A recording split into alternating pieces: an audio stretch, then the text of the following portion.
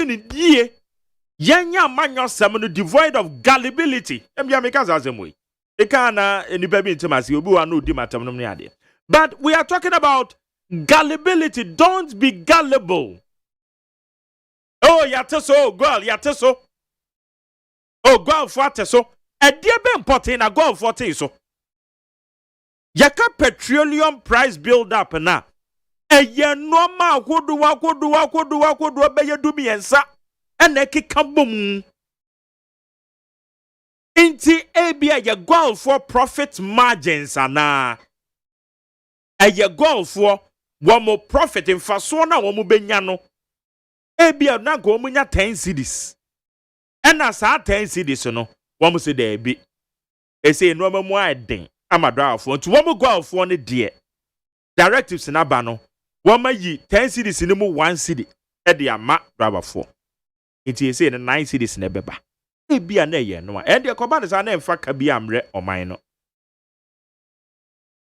Na say ye eto bi nso na bia aban ne de ne saka say dia stabilization levy no aban ne yes also spending for about 2 months and then you say it cuts across e ko ba bia eti ye bo aban na eso ye bo na baso say a good step ya chance ye free baby e bia ne ye ko ye nim no enu ama bi o bia betwetwe afrim kakra so ati ase na yes en bi say akira sem say the mom dia we na akofom no eno no eye den automatic adjustment formula no ene akotwe be no dia na yenim say eno no etwe it goes concurrent with a year world market price no woko aya mansa adwaman so a ekosoro no na no so ko e ba na de na eba eti we ni nyina na ye questions na mo driver for na mo call ya mo ko shia chief of staff ewo Jubilee House ayo mampanya te na kese no munya entiase ben understanding ben and munya ye fa eye girl say aban directive say wo mo te so no ye kwa ye nim no how sustainable na ebe ye mo driver for mo understanding ne de mo understanding na ti we ni nyina na ye nsem a ye bisa ye ho ene anwubre na mame kan we enra driver for oye kire na mo ye no Ghana ha emra ma ho kwan obi atim ye oye kire no ansa obeye wo nse japade enye bibia o strike na mo ko ende fine mo ma ye brim nanso ni nyina no eye emra na ma ho kwan wutimi ye demonstration wutimi ko strike no me ne ade emra na ma ho kwan na mom a driver for binum aye say wo mo de ombe ye adwuma na mumu bi prevent wo mo adan eno ne yesuban be no pa willy won nkro for you from concerned drivers your friend yabema true drivers yawdanso no me de no kwa den yawdanso no me de no ewo ho GPRTU for wo ho Pro Tour for wo ho Ghana Road Transport Coordinating Council so womo members are eno no so the coalition of various unions drivers unions are almost social here me de ma dwem ne me susu say minim sa mo wode ne me de mi hu say wo ye concerned driver et say mo pa wuli won nkrofo a mo ye executives amoda no ne yesa mo ye ne say mo ye sticker de ma driver ni bia na etare ne car na wuti ye hu say wo ye concerned ni where your Pro Tour ni where your GPRTU ni where your hwan ti car ni de ye hu ya ne say car where ye adwuma ne de efri GPRTU fo aso ye car where ye adwuma no efri concern fo ho car where ye adwuma no Ghana Road Transport Coordinating Council fo ni nyina ne sade na futu afra it is obi ye adwuma kra na ye hu me ko poku ya se na bibisa driver say na wo union ben also medium wa Blekuma station Meme ya driver ni a me drive ewo Ablekuma to Kaswa Ablekuma to say mpatamu hono aha ono no o drive pokuase Ablekuma station hono ndo ye adwuma so it na so ono no kra no union no wo mu no kra no nche da nim na mo wate say a driver for ye strike bo mo yo ye kire eno no so de ne ho agim enu ti driver di bi no betwa mu a na makwa stop no so oka mu collation no ho se collation no ka ho se driver ni nka ho ne ya stop no edie na edi adanse ya se esimesi we ye bisa ma mo obe 3,000 members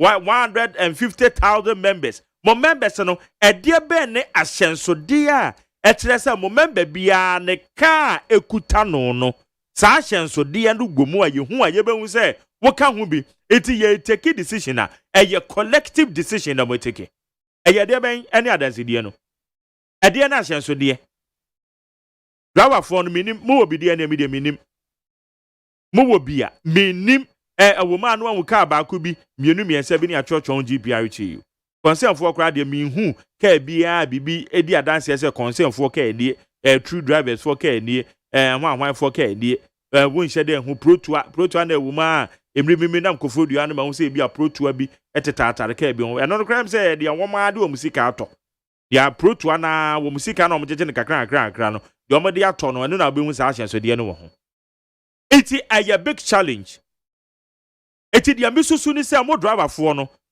mombo moden sa decision we are mo take ye na mo nyina mo ka mo ho bom no I very effective said there be ye typical say we declare so or cost strike onya adwuma we declare say me nya adwuma me to me lorry fee mu we say me to me lorry fee mu enam say sabre no union so na mo nka mo ho momu and it mo take such decisions na enya effective at all but when no mo form coalition no GPRTU for wom we gbom and nyina na wo mu bi no eno no eboai ama decision na mo take ye no decision no etimi ye very effective and am so attract the attention of the president or man the chief of staff Efremo. It is akwakoba ne saa ete se mo ye mo no amagie na nkonkoba se obi wa ne ka no ndi oso onno me ko bia eti mo na mo kwa mo strike on do be na adwuma na mutimi kwa no so ekwatwetwe etiti bi atade papa ye big glasses sa excesses no ayanum guasesem ente se ebisibiem ayanum guasesem ente se ebisibiem enti ese mo driver for no mo ya ahweyie wo san no amano ese mo ya ahweyie mo toto mo no amagie sika na mo jejejeje di free mo members wo no mo fa bi nya bibi mo fa sika ni bi nya bibi stickers na sticker na kwa some of the members na wo ma beto stickers no wo ma beto iti mo fa bi nya bibi eni adanse anya ahyanso de anya visible na me ka bi twema ma wo say hey where the true drivers for car no or where a member of true drivers oh wait or your member your friend is saying concern oh okay where or your member so what you say na amaye hu na enkonkoba say muteki action na mwaka say drivers ni ti na say driver ni bia eso park ne car there be eno so de eno ti na ema police fo ne be ma wo mo cheche mo nkrofo ni bi no na mo nkrofo na mo cheche mo no mo ede na mayafa ho GPRTU Ghana Road Transport Coordinating Council Concerned Drivers Union True Drivers Union and mo amokeka ho Drivers Union se na mo nyina aka ho protoafo na mo nyina na mo ka ho bi aposi fo cheche mo nkrofo ba ya aduo no ena mo da sorry ye no mapa mo kira kwan de me manim ya che nipa ba ko opokuase ya che nipa ba ko ewo manim iti ano no ede na mayade afa ho Edian ena mayade afa ma me hye nkomo na se quickly na bedafo no wa ha tomtom o wa ha ablekuma south ablekuma north ono na ye communication director the man DC tomtom wa ha saranso ena me wo Samuel ayikwei na ono so de udru pazon patemu Agona East ho ena ono so di nkui Central Region ono ye acting chairman at the Liberal Party of Ghana o wa ha me hwe ne mo so say the vice chairman ewo Okankoi South William Sangbo ewo MPP dim Willie eso eba beka ye ho ewa ha sei na ye the discussions near the share so midin the Magjerio say Agyeman Pius Bedu Banson ono na bom chidom aye de jumadi ye de brew neat 100.9 na me dia seda eso de bema ima aye na wo mi obenewa ono nso na ta Pius echi a wo mo hwe ehye no amade mame kwasi abwaje na bi supervisor Dr. Father Dixon, executive producer, the general manager, Kennedy Asante Ose and Bonichi. Mame ko amane so. Na mene Emmanuel Ohene Yeboa.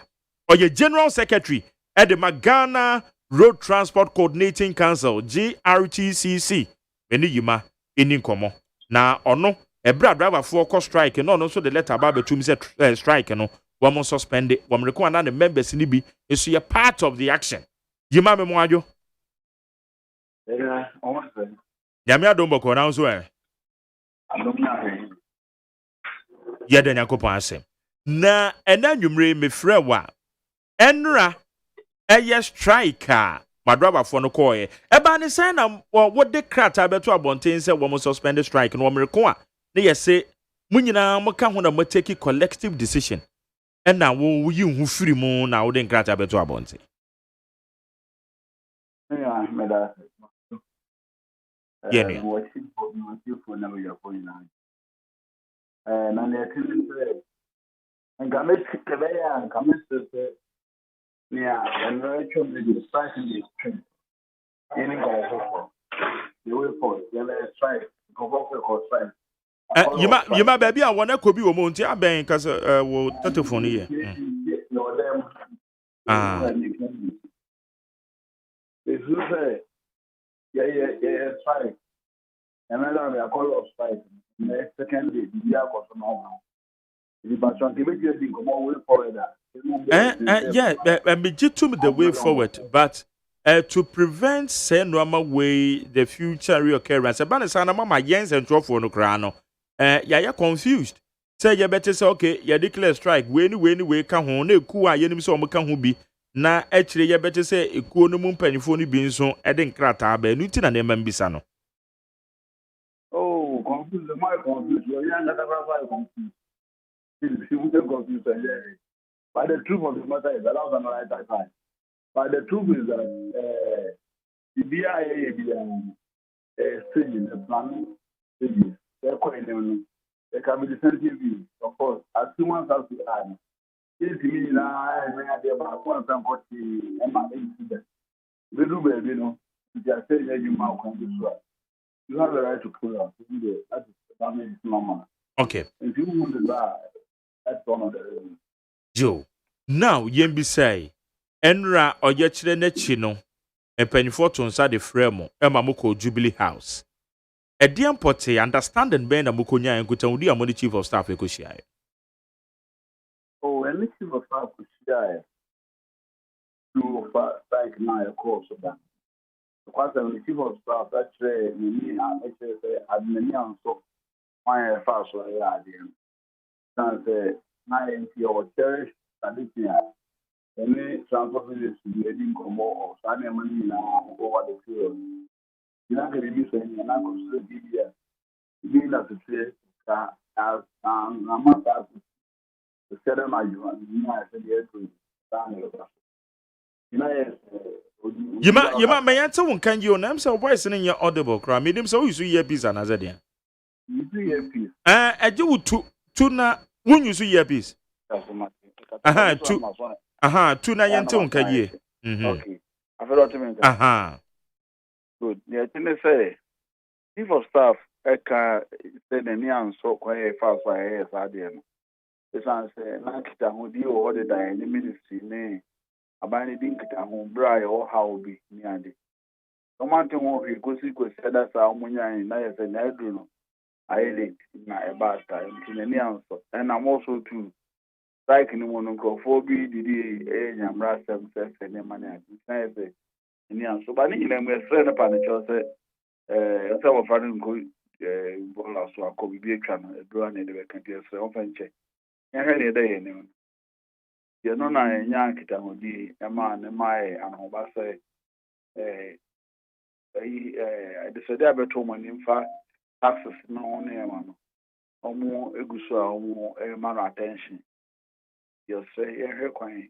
To say, here and say, well, price of a form. Now, I bear avoid the further increase in transfer fare.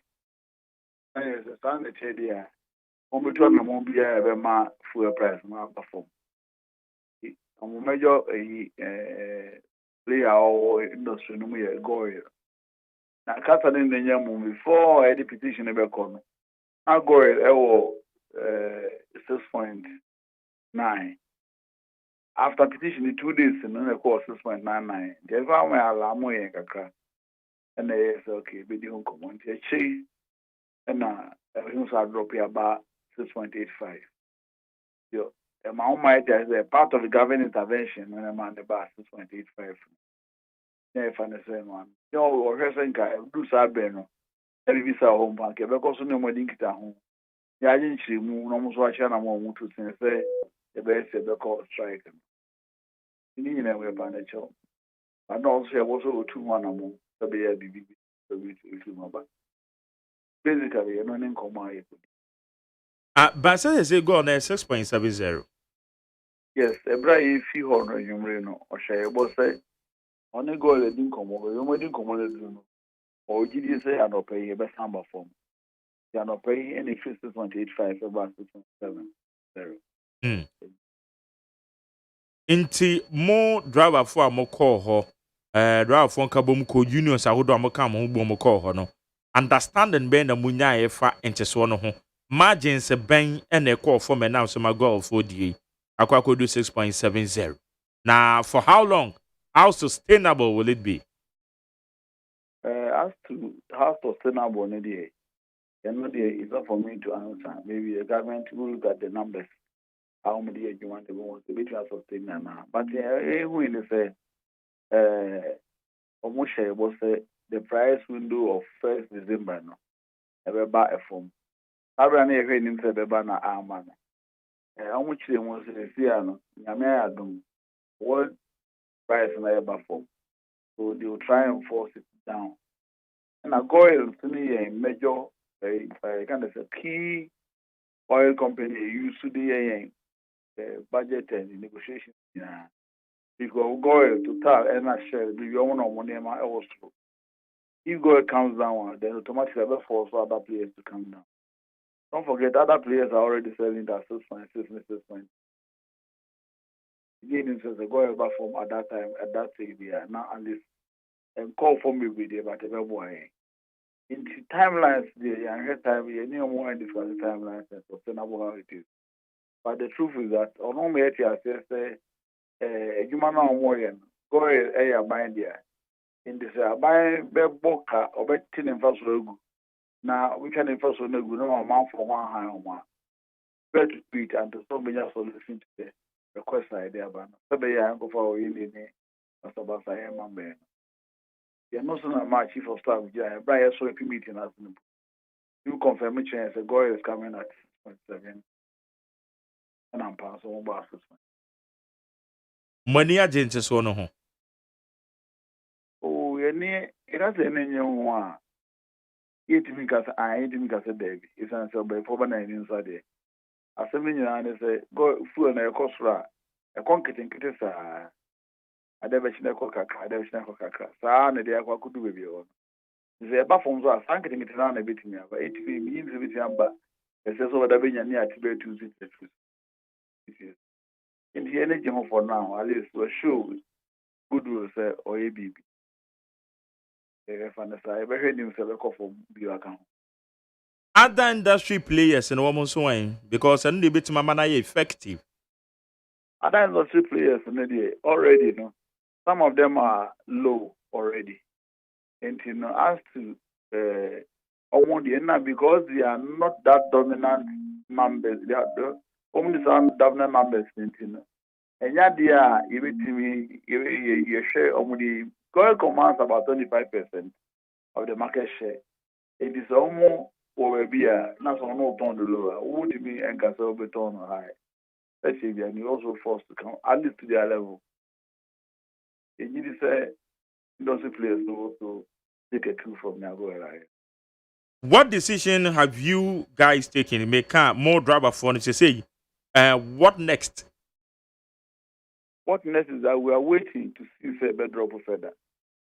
When it doesn't go further and we think that there's a need for us to do anything, we'll still open up for the go to them. Because what we are doing is already, and can you say your fuel price and cost around 10% from the previous increase now. Yeah, and it's a call for negotiation. Now I started a negotiation for lorry fare increase. But somehow this time, no, we have decided we don't want to go on that tangent. Rather, the government take tax. So that is where there's a little bit misunderstanding among some of the members, because what we do is that a cost for you to perform one. But still, I see a tax in the future. And now, man, acquire the but neither mono. A good side income was a do baby, I say, if anything, we are. They have no option than to push the cost to the cost. Intimo who say or yet children swab for so. But you're not the young maybe to me evaluate the stars. Say, then get why you go but the discussion had not broken down at the time or you the bus. Anything a movie as encouragement and entrance and then to do with nice movie. You may some record that area, no, but at least about a week. But somebody good and one by buying frame. Inti or yet you buy answer buying tunes at the frame was a moment Jubilee House. Nada buy from a modico jumbo bomb castle. I will kurum hanako moon his own beframe. Yeah, thank you. In fact, before, after immediately before the budget, we met the government. If I uncle Jubilee House, and yes, will be you're not just in one by. Any center minister this year, also communicating with whoever is supposed to know. So we had about 2-3 meetings before this particular strike. And you know, as to say, I'll buy any binding, I want to do. Means exactly right. Okay. All right. You better say into say no more share no more say further reductions banana teach you akati across the other OMCs are one more price no and follow within the margin now reduction that take place in Yanisa. Exactly so.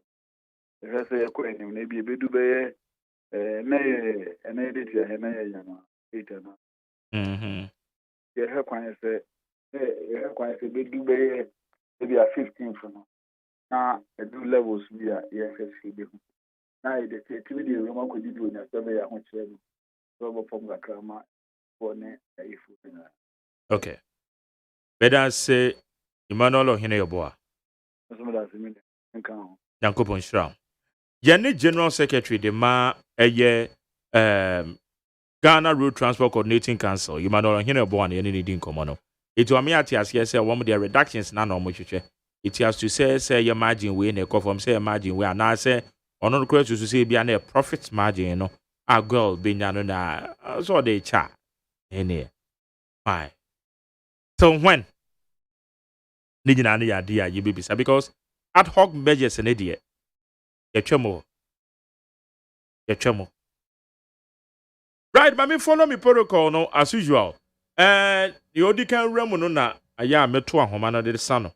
Iti Baron Samuel Ayukwe, parliamentary candidate Tedema Agona East, Liberal Party of Ghana, acting chairman Central Region Edema Liberal Party of Ghana. Sami. Okay. At the same Baron. Yanko pardon boss now. Yeah, then Yanko pass. Yamia dia chain. Tom. Woodrow Ablikuma North, on the communications director, the ma NDC. Tom, Ewaha. Tom, Bema Aquaba. I want to say, Yamiadum. Then Yanko pass. William Sangbo, William Huacho, Okankwe South, or your first vice chairman, says a position being out there. Me pehwa. Ekwana besa kobi. To me ye campaign. Had the ma wo. Chese. Bibia ko. So how ni? Ebe ko ye. This ye ni anya. This ye ni anya. Oje mi be nya.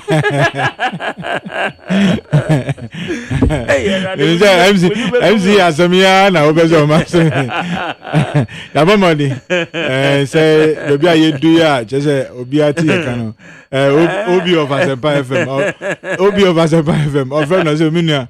why be ni Ghana nyina obi enim say adwuma no de obetimi aye but enye ne de adwuma no be ma o nti enya hwe o chan bi zu be ba okay anyway Willie ze bibia boko oga go bo mo ya nyame na don ye ho ye papa Friday na atwem no bibi ko so enye easy ene ye de ba de say Farmers Day no na yeso we celebrate oga go say mo FC ya hwan ye share under mayor AMB. Oh, okay. Okay, that's good. Yeah. It's Bibiako ye. Bibiako ye bobo. And na mo chair bicycle. Oh, na me wo ho. Oh dear, it's good say we bisa. And your bicycle ye chair you. Dear bear. On say ade no before ye be ye we no. Ya call mo nine so. Omo mo win awards. Obi si ebia me pe ade ba ko pe. Obi nso say ebia me pe bicycle. Me pe we. Nti ade ne nyina no obisa ne nyina no politan kese no the big size no eno so aka ho but eno no ye ntimi mfa embesi bia a friend say ye program no so eno no e wo echen thought me say but eno ka ho ene o ma award no so kan ye say politan kese na esi ho no so ye den eka ho e de ama no ave there ye nuano ma so mo se bicycle go am say bicycle go am say na mo AMB pa mo ye family na best farmer no backyard o backyard a you word near myself o fie na o team no so me say awodome number 3 nkwala no school na chen honum no o ma sheda aye family wo honum a o mo titi o mo lecture o mo nyina ye ma award backyard award na akra ha asase wo he na ogagoye fu but o mo efie bia asase kakra wo ho a otimi aye bibi no and we are encouraging them so to say enye national best farmer award ne ema so to say backyard konkra han kwa den asase no we so to say nje no na ema na onu o say ohia o say politank na ehia no more o de be ye na adwuma nti ohia bicycle Wellington boat we yem factor no so that is a politank kakraka ka ho awo na manfo adwuma na ade na ye bicycle politank ka ka ho na metio me ayi pictures a chewa friends say ye twitwa ye wo ho no live nti enye say obi si but me see okay so to say because me constituency no St. Teresa's higher so I was invited say me be transfer na ye nyina ye nyina enyefe so to say it's sana na de no ekoye okay but say wonim say yanom de say ba say propaganda ye omuni an kwenu so omun kan ya tom isiri so sana sana so to say omo time no nipa ne ti oye nkobisa ne say sabi o na den na hia eno an say yakoto na de abro anti mumu ye needs assessment no yes and yes award bia obi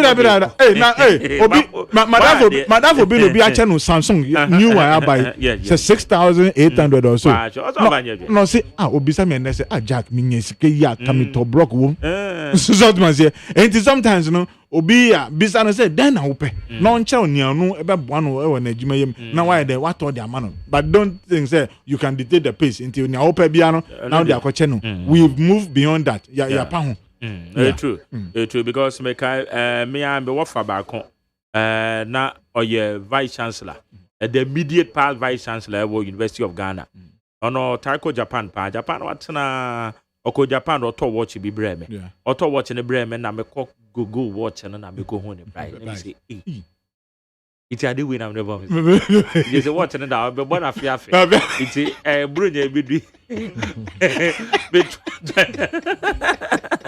I was like, we want very fun. I did what kind of Benya 100 no kwa be 10. Asanya bia. Ida da bi. Ala ka odi aye bi papa bi da ma chirima.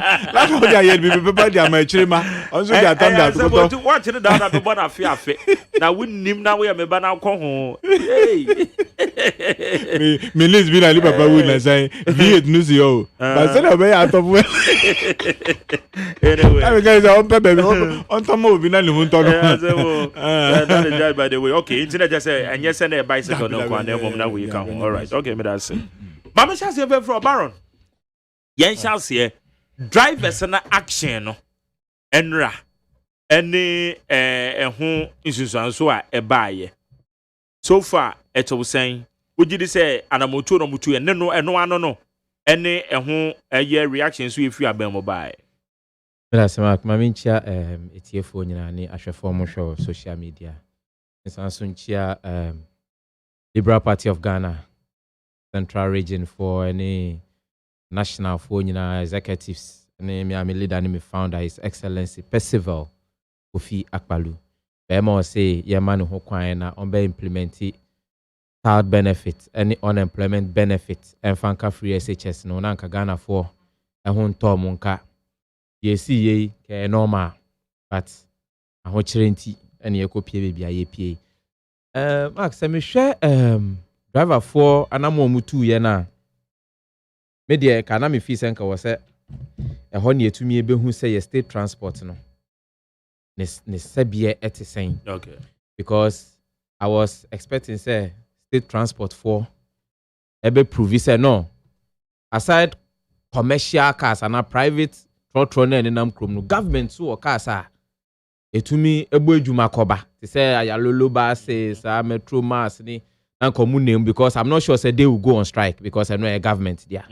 So definitely they shouldn't be beside me who say me TV na me should be a man for nam for me say na ye metro mass buses no he ayalolo buses ne so he ene ye nam form by ayalolo form ye adwuma akra me hu ye yes and I me say Ghana police force so de omo de ebe support here so oh yes me no ono no celebrity of celebrity farmers day ne papa ono no se there bi ma me nkokura na me nkọ koko fo no na me omo kọ pai koko ne monkomo na me hwe say dia ne omo haw ono no celebrity ye ma me say ye wo national awards bi e de be ma this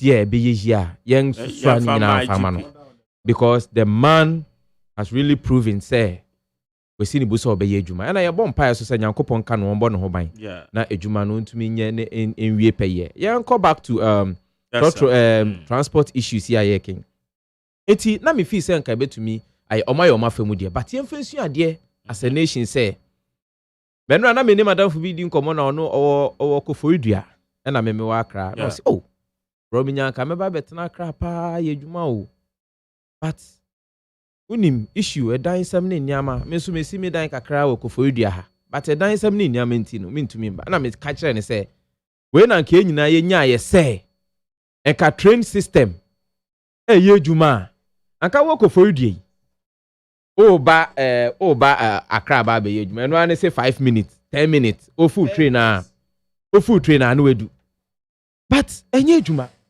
enu nti ama omo ye kire ni nyina ba be kankran oba so onya bebi nna na wo so da kwan ho e wo se okoda bebi ense so obeda me ken ukoni krom na hu dan a ebusua kukresi wa ama na owo ho anka obenya bebi padi ni tiato so ye transport system wo Ghana ha say no ye wo say ye hu adwuma bi ye bibi fa ho na afi so say ye kai hunu say that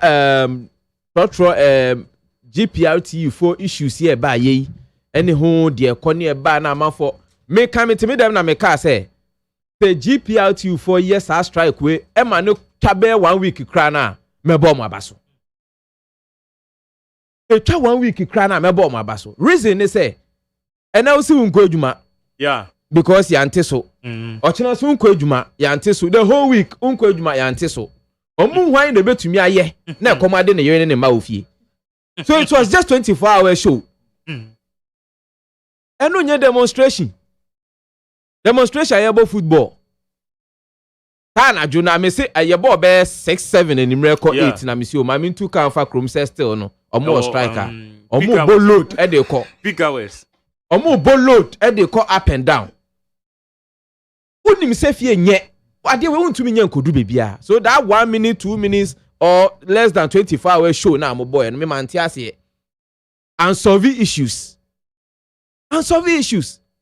right I know e bia na that day mo pese mo dwuma hom mo ntumi nka nkere mo ka honest e na mo pese mo de faso na mo dwuma hom enre say enmere ni mo ana letter ba yesa mo nyina resume what you say but the here ni say the improvement so aba because you say ya direct go say onti fu no so kakra mo expect say be so is it 15 pesos amom nti wo mate dada o mate 15%. So automatically no e edi emfaso aba kakra but me de me hu dwuma bi omudi ye because me nim say na say me am nkrofo no ya say ene omu na ti ene omu na ti ewe ene omu na koba yesu ye de esu wom aha enti say me tifie na say GR me ma toka na GPR ti nya aka tell say ko striker enti unye dwuma 2-3 days me ba meji me sales okay meji me sales because enka ya contract until there is no way they could afford this thing for long. But I was expecting Senka. Me na kan person mu holding for 1 week, 2 weeks. Be said now, yeah. Okay. And kebe boy and papa as a nation, because ebe awaken the government to go back and look at the sector of transportation in the nation. Oh, into some way sin a man for bread ya. And ye for focus on ko say, yen building buses. She sa what for no e ka ho na traffic e kromu ma. Mo junction so he ya obe park ye na ka edi na chi betwam na ogina kwan ni mu ho a na obi fo na obi si form na obi fo na I check traffic yes ye pese ede mra ye adwuma pese ese samra te bi amba ni engina so amfa anya caution ni amfa anya nyama bia ye nko yenim eno timi de ka me nko anka hye omo strike no omo na ma omo mampo biom na ye mount pressure to government to say ye here state transport ebe ye adwuma buses because eno cry ye cheaper. Ofa metro ma say cheaper sin ofa trotro. It is a cheaper transport buses, government buses nam kromo a. See your salary na ye di akese fa car up and down. And we beto no kakra wo. 1 cedi 2 cedi e bo anu anu so ye skate me di ebibi. So it is the state that me I want us to mount pressure on them. That ye betumi build your system, your transport system ye wo Ghana ha. Say the bear. Mark Jerry obi oti Kumasi. Ana se Koforidua. Aye si dan papa bi ama ne so ndem wo ho no. Enye so ye dwuma won kran na traffic be na up and down to me nkomba nti e was so tisika be 15,000 20,000 the rent die won kran na odem asenka train ye dwuma eno ani so sorry kran enka onu kro be da kra ma wetumi ebi mu kra sorry 4:30 because of traffic 4:30 o nti nipa sorry because of traffic but said railway lines ni ye dwuma metumi ada kra me abo me says because me report we dwuma mu 7 o'clock na me ntumi nya good health me wi na me fa train less than 10-20 minutes na me do akra na makwa adwuma me pa na makwa akoda me dem na nka akra na echoki ni susu ate eno timi de sa one day we no mo ye ndie me de anya me de e wo se komu twem be 2 weeks na yensu etumi multi pressure to abanye ye here state transport because no na be ma Ghana for na etumi free omo ho in terms of financial issues dan said de bia no e wo se un say yes ana Uber ni boat for no so raise omo de cost opportunity mudi take Africa ni within short distance be a 5 cities no ma charge 10 cities was sen ko mumo na wo so omote so omumo na ka wo so omote so that day so me nim so kada for no so ko bia because car eye adwuma mpo na nipa da sanity o kada echi so okwa adwuma wa ye late enso that day me hu so obi ati o kada so obi ase onante form ebi crash da ma omo sisters the camera di omo echi say ye ntwa ne fansa ni office onante aba office eti from kaswa eko ebia spinters oko ye dwuma who owner of the company cross say o ka hu so we be do dwuma be 3 o'clock 1 hour no apon enu ti that day wan fo kada enso da cars nam krom na car na choki a traffic name no mu di okada ne nam no mu di twi ye cars up and down ni etwitwi ye cars o chikro ngina obu mirror no oko that particular day my Jerry try me pictures a hu so mo nam for mo obi afọ okada ebi mo afọ okada ti okada so obi ase onam for okada for so ko pension amoko striker na you see so me my focus is on the state transport say ye here better state transport because share ayalolo yes ayalolo buy ye but the bia make because me that time not feeling my background for in 2016 and now me patronize ayalolo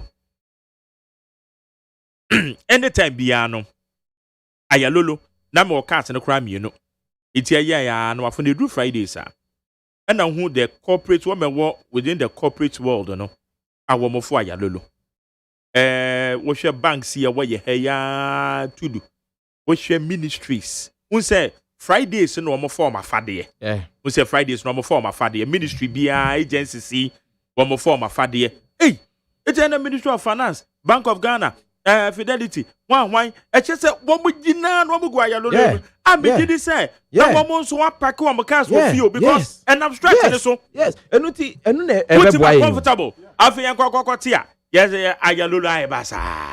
Enu na wo se enu na beboa Yes, yo. keke mu kro man fam. E wo se ye ma even eye sa GPS so mo ye Ghana private there road transport. E wo se ye ma omo we a ta jinana lodi e wo se su twa e wo Ghana ha. Te ye beti taxes so amom no mo kokra buses akese transport business owners be kwa kokra cars akese aba. No obi anim se me sorry anapa. E wo se me gina junction we. Bus ne beba. Metine mesi wa ha. Misi wa ha me nante kakra sa me wura medwumum. Na nke system na da ho kama. Na ka we park wa ha olodi ne ebo ho mebe ma jedede go bi so o Zen filling station bi e wo da kuma kwa wo mala hona. E kwan na si mo si hesi ha omo free Zen filling station echi ba no so. Ya ye free hair ba no. Ya de ani dem. Okay. Mo de ne nko. Iso aba be cross. Abe cross ya. E na me see form. Nyame anka makoma by this time we be frame na mo police. E na me see go back. Bibia Ghana ni bibia je so obi be police ni be gina ho direct you ase yankasa e wo yentumi yusu adwen ni yansa kakra mpo fa anya hwe e wo se bibia wonim sa de na si enko bibia e be kwa obenya kwa akono so be block o nti why na enko na why na embra wo so se wo pentem ti na wa dodge be pie sa akono ni wo be den akọ. You see, so we should start having you took kwa kan ye abrochire sa when we say abrochire trotro bi na baby kaka na shi akra. When you say, oh, sorry, for bus, no go Juma now sign back. Look at the traffic they are causing in town. Who on the side in the menu, you know, Toby, and your 2 more affecting you now.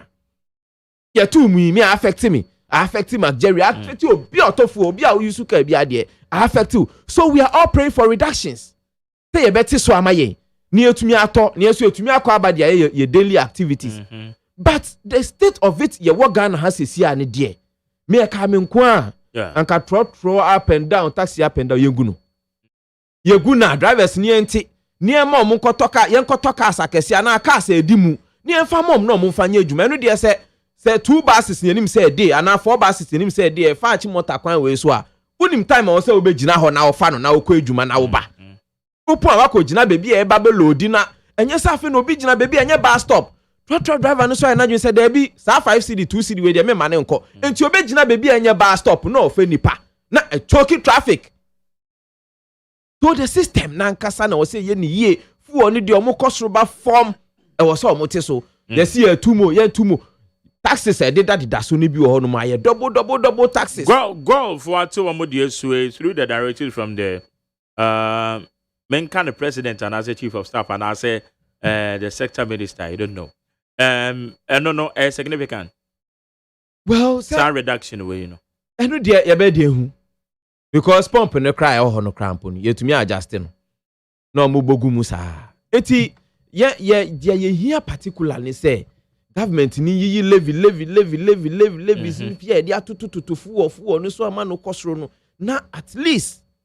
Because enye transport driver nkwa na ebre transport driver mpo de so no de adwuma no onya ni sales but wo a bia we tu car na wo de ko adwumam na wo ko bia o salary en sheda nsu we sa na wo ni nyina betofu recently a program with International Federation of Liberal Youth omo free Europe buy okay no mo buy no ya ye ko holiday in ni nyina ye nyina ye kutaka obi kutaka ako ohwe ndi no say ena Ghana for mu Oscar na mu nyina mu ba mu twika but ho na ye wo no bus ne nke ye nyina ye begu mu cause ye nyina ye call one place program ba ko na ye nyina ye ba se so obi akuta ne ka waste of fuel ada na mu nyina mu nye ba ko because mu call one place na mu nyina mu share one place na mu fa bus back na mu fa mba you see so you living no so abeka because I was part of a delegation to Russia.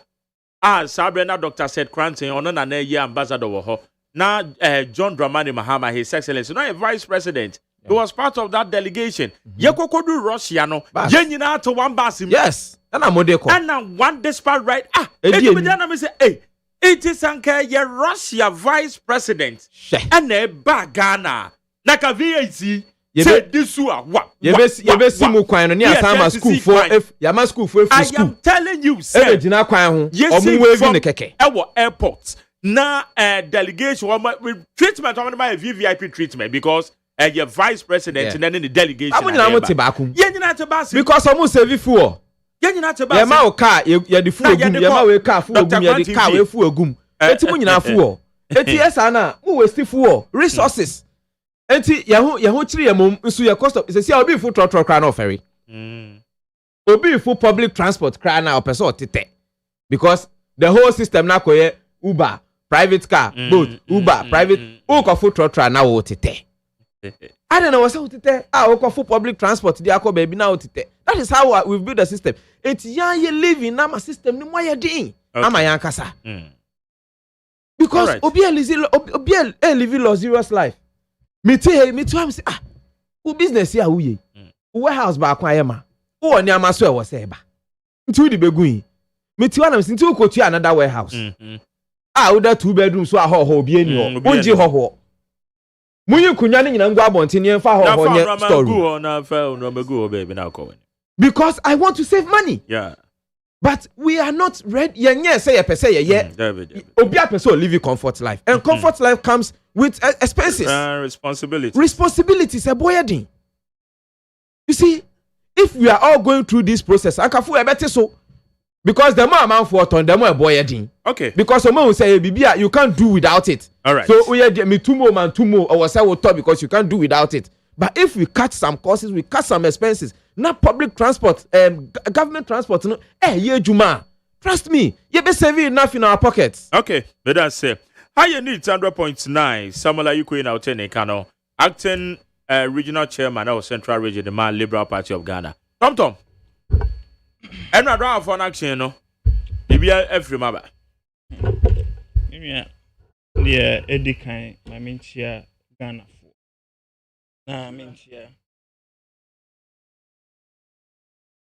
Mentia, me former president, His Excellency John Dramani Mahama.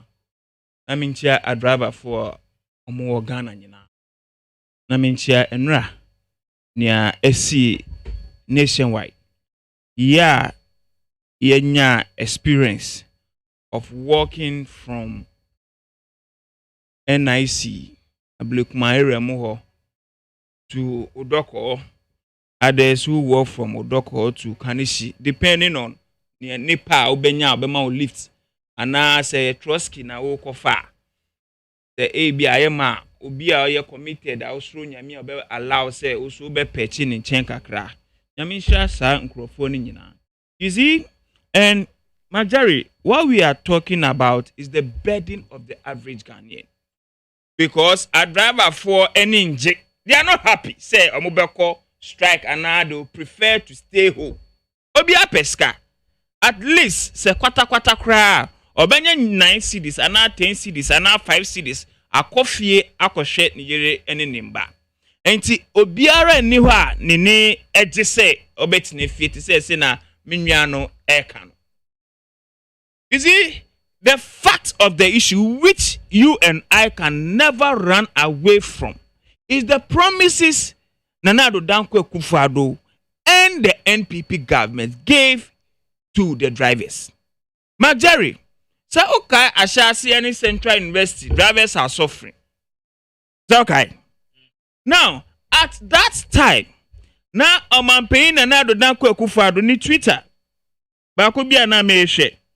I think 1st December 2016, 5:33 a.m. And Nana Addo Dankwa Akufo-Addo on Twitter say, if you are tired of high taxes, vote Akufo-Addo. Nana Addo Dankwa Akufo-Addo na etro sa. Just say at that time, no.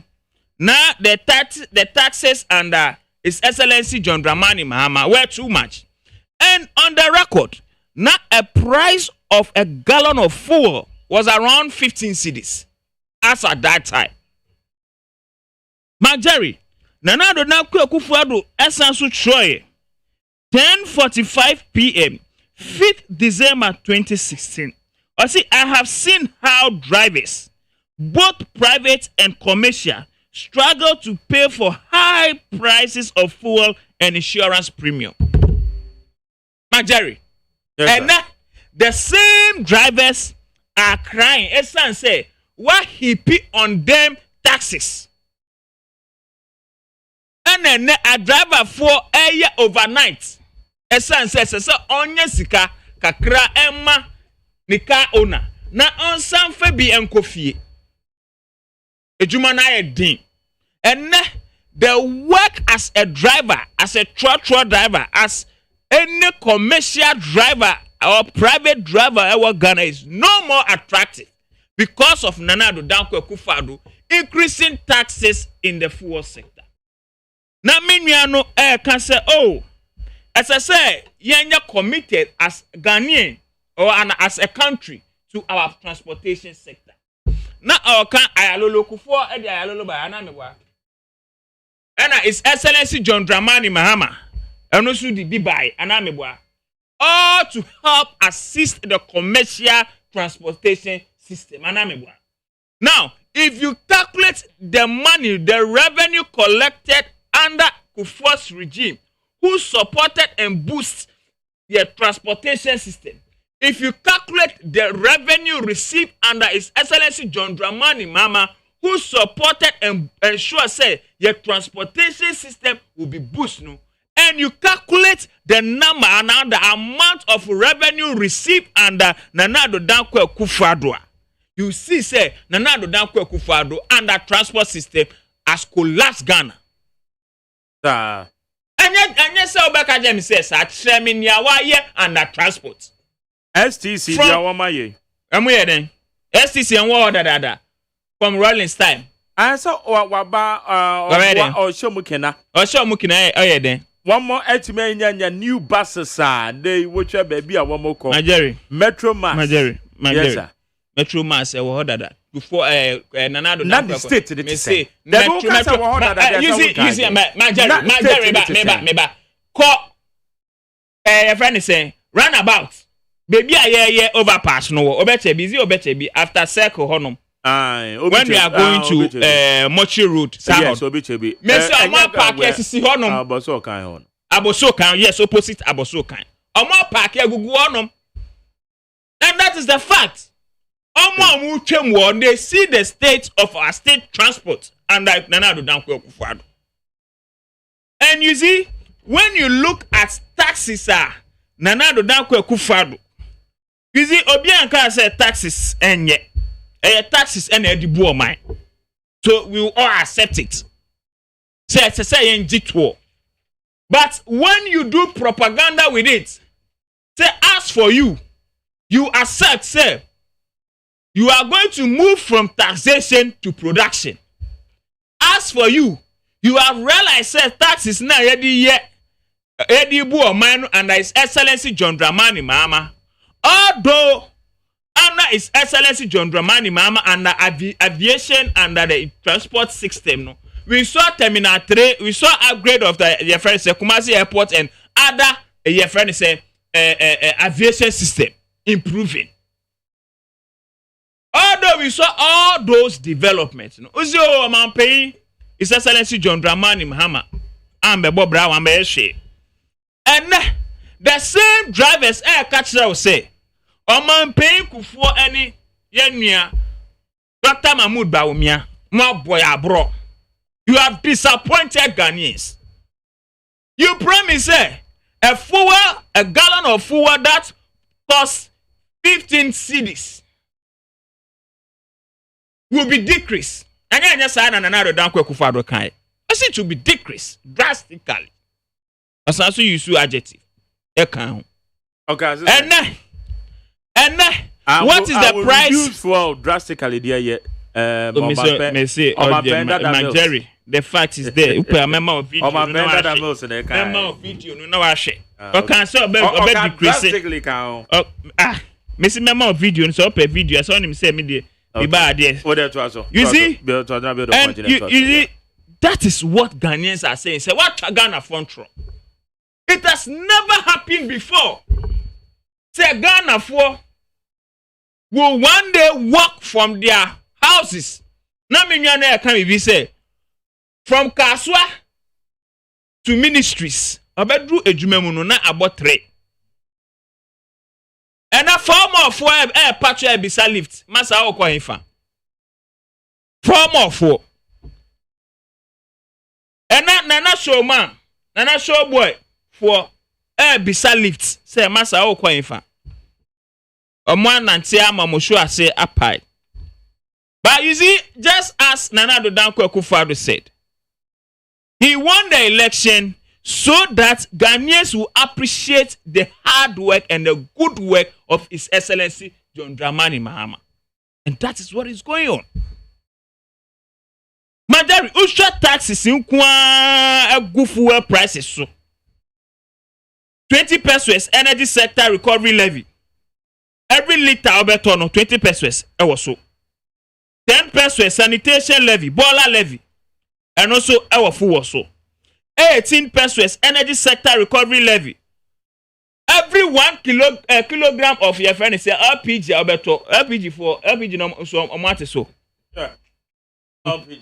Maybe sasa or LPG. Remember. Maybe sasa LPG so amount so now. And the LPG board then no. You see 30% increase in Esla now MPP 4 a year campaign. I can say Esla levy ye betchum. Majari. And now me nu can say Esla levy is extending. As so I increase Esla levy. Majari 11% increase in special petroleum tax. 200% increase in bus margin from 3% to 9%. 67% increase in fuel market margin. 14% increase in price stabilization fuel product. When you know a tax in kitia edaso. Yeah, call bano yeah din common Nana Addo Dankwa Akufo-Addo say COVID aba. Aka Nana Addo Dankwa Akufo-Addo mreso na HIV/AIDS eba ye. Aka Nana Addo Dankwa Akufo-Addo mreso na cholera eba ye. Aka ye di 1% cholera levy ebe tu fuel so. Aka ye di 1% HIV levy ebe tu fuel so. Na di 1% your friend say malaria levy asa to fuel so. Na di 1% hepatitis B levy asa to fuel so. That is the work of Nana Addo Dankwa Akufo-Addo.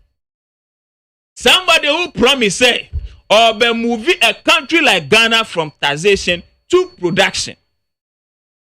Majari, His Excellency John Dramani Mahama, I can say, this administration, the economy is in ICU.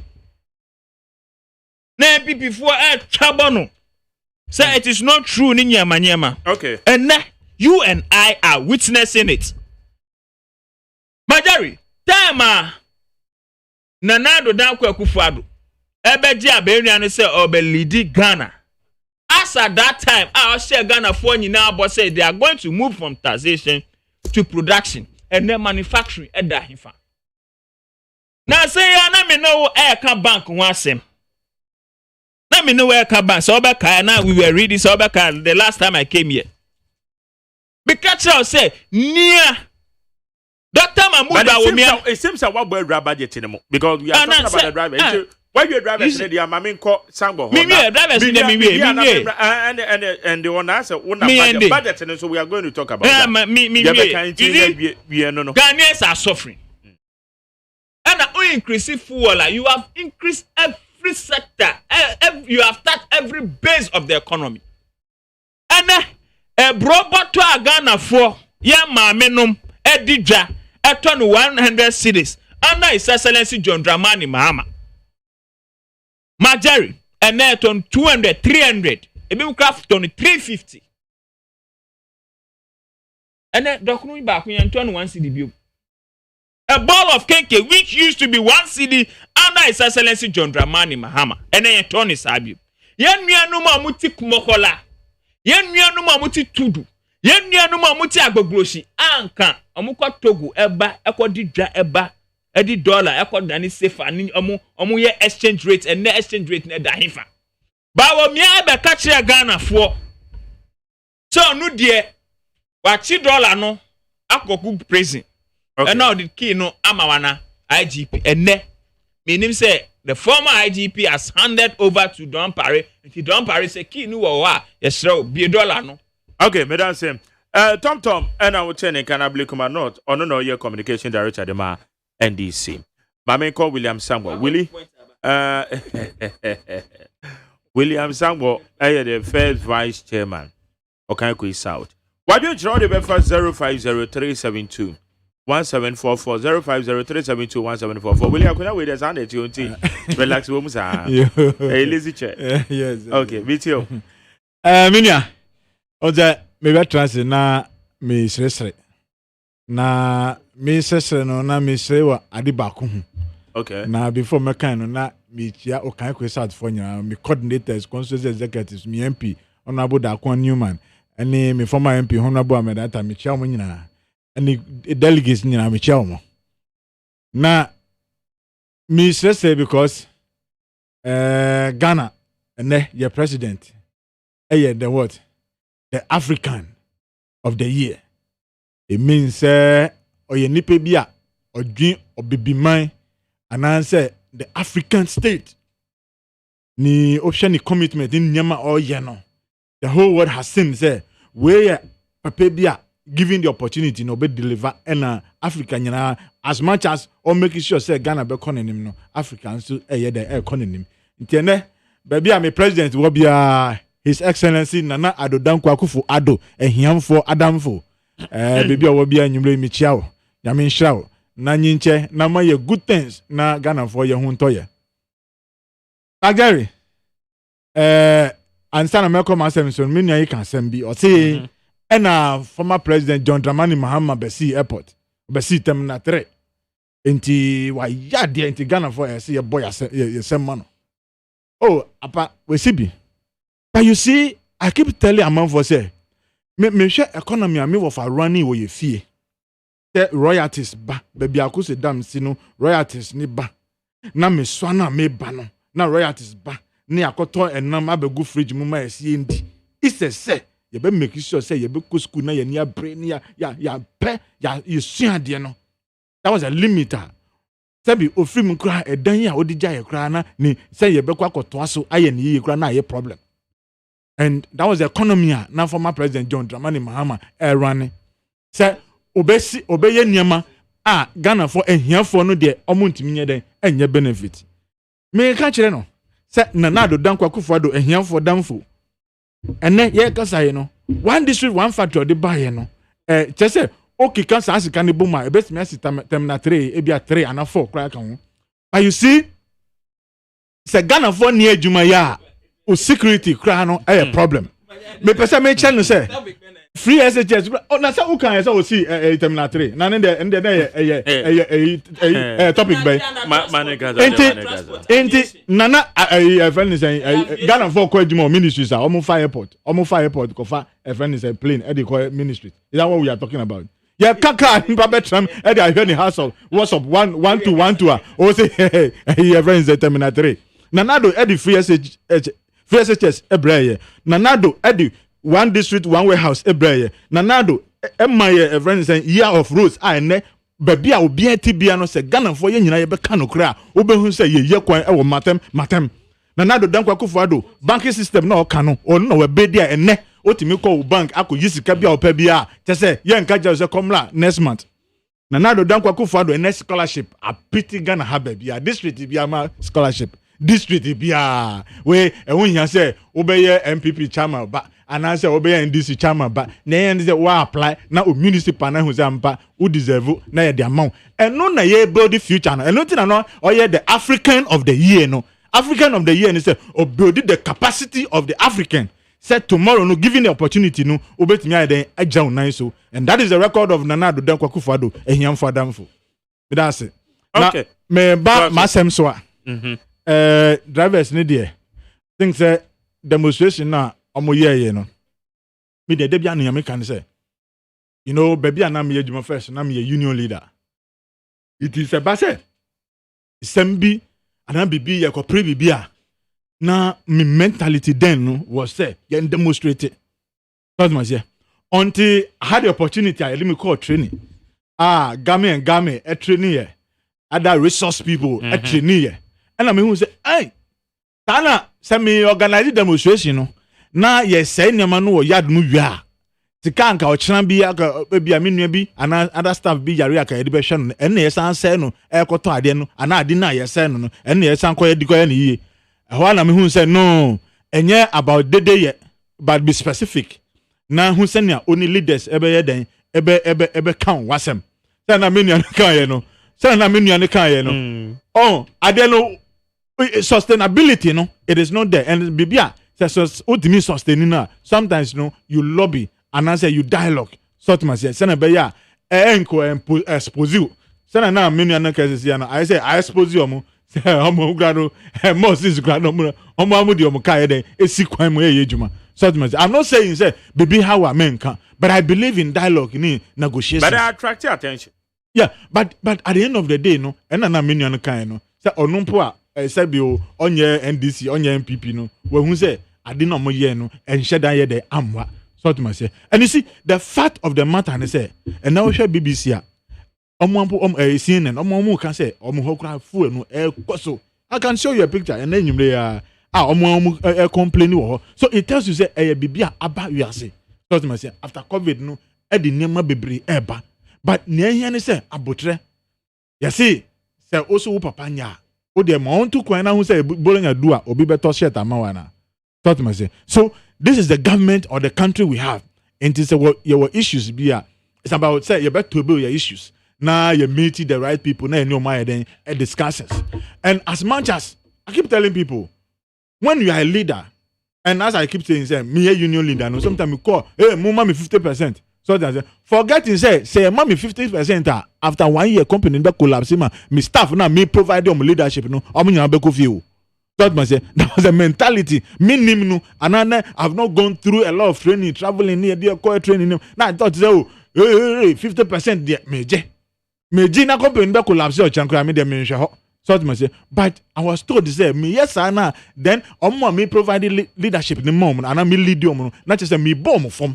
so because the company ni collapse here ye nyina e be kofi wa hwe omo krom be ko eja wo union secretary na union chairman wo na be call last so but no amwa a trade for so so for me say na me nyan kan no I think say there could have been another way on betimi aye den aye adwuma no and make your demands e be cut across so than say bi o me nyan yi band e by no who obi kra onim na person man lifter na smash ni car so that lawless ni is attitude no you fan develop o mind baby aye cause any baby aye do this me I believe in truthfulness yen kan no kra no say na 10 just to make sure say we'll be able to develop this country say na me kan yes say railway juma and no have the foresight of Nanado Dankwa Akufo-Addo ehia for danfo and then o fatema e bia ye nuanom omo free friends and central region honum there e bia omo nhye dan hu by ye no ma ye free eastern region ni voter region there we are seeing the massive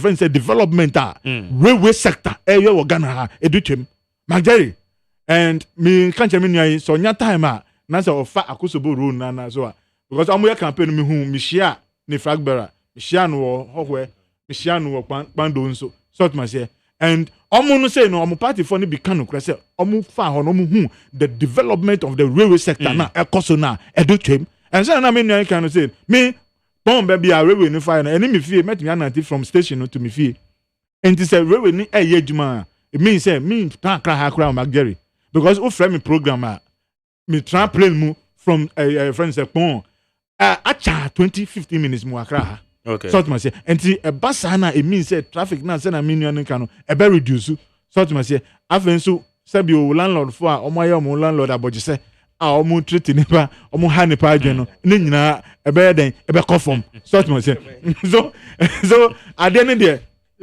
I think that say na me nuan kan no it's good say you be make sure say your systems no ejuma and that is why your former president John Dramani Aircon na Metro Mass on buses are canalized about just about 240 and let me know car say about 1,200 that it means there has been improvement but do you think said your you know enya impact be because the driver for ya shall see the one shall see the ko jan bobo o car see ho sa na wo mo let ya buy this one be ye ti adintin say buy it na see atel aben say one bit to one bit here tuya na sa na wa but there you see sometimes na say uma epe bibi thought man say and I December I do uma bet me abejan ni say da e bia me petrol say me pe top say na ebe ye de wo so be do ho ho ni say fakoye no e wo ho na wa fẹ́ ọba na ka jẹ́ say o wa kan trouser back but o de maame me to two amount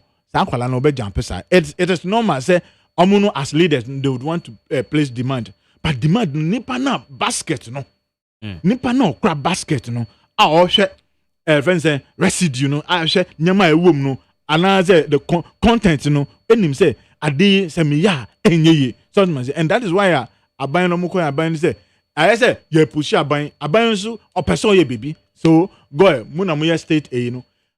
Did we ask ourselves say ye push aban no say na make kan no oh yeah are we saying say my a problem my a debt be man okay because you see say na make kan say me go g increment my staff na me per 50% me dey me dey who say company never collapse you but owner no dey own him say it is not sustainable. So that is why a negotiations and a lobby and I say a dialogue. Sometimes also be someone say, is it applicable? So is it we shouldn't be just demanders, say a demand, but as much as who demanding, who be someone say, na me papa will be there. So and then when you have that kind of understanding now, sometimes it make your thinking, and that's minority in that kind of say, or no cry friends say E11 or share things say ebeboa, but they be see tisu kakra. So then you say nipa no he's thinking about the future. Parliament he said no.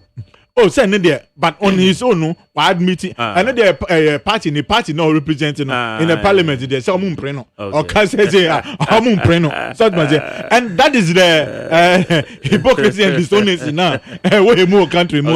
Yes, yes, Nimabo, what as you can send an eternal. We know the reality, but we are running away from it. And I'm saying that we cannot continue this way. Say your name, say, hey, said that. You make sure say you be protecting your son about my future. Madam, say quickly, mommy uncle, your budget in a moment because your time is fast spent. I'm just in every Baron. Mr. Mark, yes, sir. May you 3 seconds. I can't train Munas to see. Well, my point I mean making is say, trotro drivers and this transport systems, and kebe ya yamo drop off points. The ABA ulo di free kaswa sweet those places ba now ba bedru baby to say kaswa you have to drop them. Nanka government buses and control Accra. Jerry, the image way. Where Rwanda. Okay. That is their policy. What said their acronym unit. Okay. And unti ye be drop you or drop off point. Then now afa government bus now their backronym. It's a ma Accra, the capital no. But say in order. It is only when you start in the capital that is where you may move it to another region. Nanka kronumu aye ada hofa. But say yes san niama na omunemu enyefe. Hwe se de yefe. Omunemu na nice. Buses in the sisi hoyi. Yesi wa wakodi udwaye obi bia wia onim se me ko kaswa ana me ko Madina. Car we minko station we say na car we na make off nka krombe da ho neat ayen face sa challenges ni sa car bo obi moto atwi obi that kind of nyanka to betwa yanko budget issues aye ken media maka na make biom say NDC ejemu a omon disappointed only their parties. They've disappointed Ghanaians and they've misled Ghanaians because mo mayet ase chire mu ko deep mayet ase no eto ne ede ba na miayen ebe yesei se awon se adane omoman so omo we si o mi hwe mu ni se dia me hu si ye kan no me fi se drop ne ba bi a 1% poni ye implement a ebe bo oman no then whip no so aba so be hwepe no ankasa se wo adana ya kasa ye ngia de ni ntum na wo de wa ba se wo se ye fambra 1%. It's automatical division aba. Obi jiatum, obi njintum. But the issue at hand is, me kade bia say, o mind bia eto, ene de chichire o mind. The eto na ba, na se ye na sesu dia, onipa ni itua, enye ne ja. Mark, ye phone na ye yusu, phone ya, enka MTN, anase Voda, na all these networks na make it us comfort.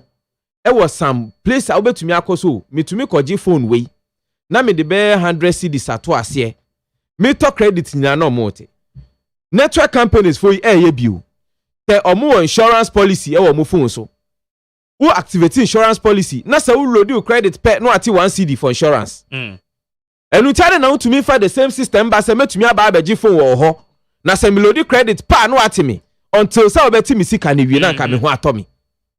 So if the taxes are coming to do these things, they are fair enough. Nipa ni tu anya ne ya because onim say nya fe na so of 10,000 Ghana 20,000 Ghana koto car and so to me a drive it emom te otumi kono de ne Ghana card kire no de ne particulars bi kira ye tumi de man seje bosumi bia to 100 se ka no so ho beto no enu to te ne tax anya ne ya but taxes na nkasa no ye hu ejuma mark oil second to me nsese Ghana gold second to me nsese Ghana bauxite second to me anye timber anye mobile money ne betumi aye mobile money ene betumi aye. You see there are places as recently internal revenue for report on the money laundering and tax evasion in Nyama over millions of dollars, billion of dollars. Aka yenje ebedi no mind akonanim amafo invade obi so se we ya me die me nton ade anapa me nton ade awia anajo obi ambeje me tax me ton ade anajo ontuabi. So we just have to regulate the tax system well. Enye mobile money. Esa se we regulate tax system well na we betumi age revenue ni ye mo bia betua bi nti se more ankrofo tua no the more eba from sa na tax there. The generation e ba more ye ntum ye te so anase e mani gina bebi gina because ye nya resource in sika no e de wo se ye de. But obi tua obi ntua. Enu ti di otua no krebedu stage bi ono ni minim se me ne tontom nya ye business ba ko. Mitua me taxes sem bibia pepepe enso minim sa tontom invade onye next time we ba ho abetua. Okay, because there is no system detect say we ma ana we ma enu na wo say ye di adwen ko ho back. There are a lot of revenues in town a ye betumi anya yenye who say sorry say Ghana ye fi ye kwa abroche say abroche de ho nya fi abroche 24 hours obi gina kwan a opra obi be adwuma na pa opon a opon no na oja ne pra ya ma obi obewia ewia ni nipo no ji ti ade na to fom obi wo ha ofa fabra ye mem ya ye nie 4 am eni e sorry kopra kwan ho esan se 4 am pese obi abehu so ye dwuma ozum lion aketua ne nya nti na otete enu ti ebe 4 ye kobo 5 ade ya chepe pum no adwane wapon eti re beba from 6 o'clock e ko nyina tanyime 10 na anasa na dwuna obesan ba biom no na enu na ye decorations e wo krom e na krom aye poto amanfo so gufie kasa adwuma ni ho komo de omo ye wie so ade abrochi aba betwampoa enu tiade na wu expand no obi nya bi awia obi pra kwa ho awia opon obi nkoje pra ni pra enimre no obi so pra homachi no obi pra anapa say omani mu befe e say create job opportunity, and if you are paying the people well they will tell me tax the meti say me edmo zim line ni etua me 3,000 na ma te say e te me tax almost 500 Ghana mesu. Okay, Minsu. So pay the people well, let them do the job and then tax them. Obi onye adwuma ti efie unemployment yet the tax. Isu hwe mre ni man ke we mu so obi che wusika kra na obi che wade kra na e wo se otua ho tax. Ba akona ko ka che obi on tifie every day bi o to credit gunu phone so say unya ska wa to credit enti yet wo tax a wo be hu sotro. So let us create the job opportunity for the people. Ejuma no ho na so mo ya tax ni ba no on hu poso otua tax because ade na salary ni bedu ni nsem no ni ate. And it's okay. But I can ye ma 8 million 800 cedis 1,000 cedis. Now taxes pay titi free insurance by tax ten there insurance for bet ube you transport bill film na the whole month na juma now ye no aketua 20 cedi 50 okay. 2 cedi 50 pesos. Now okoya now buy.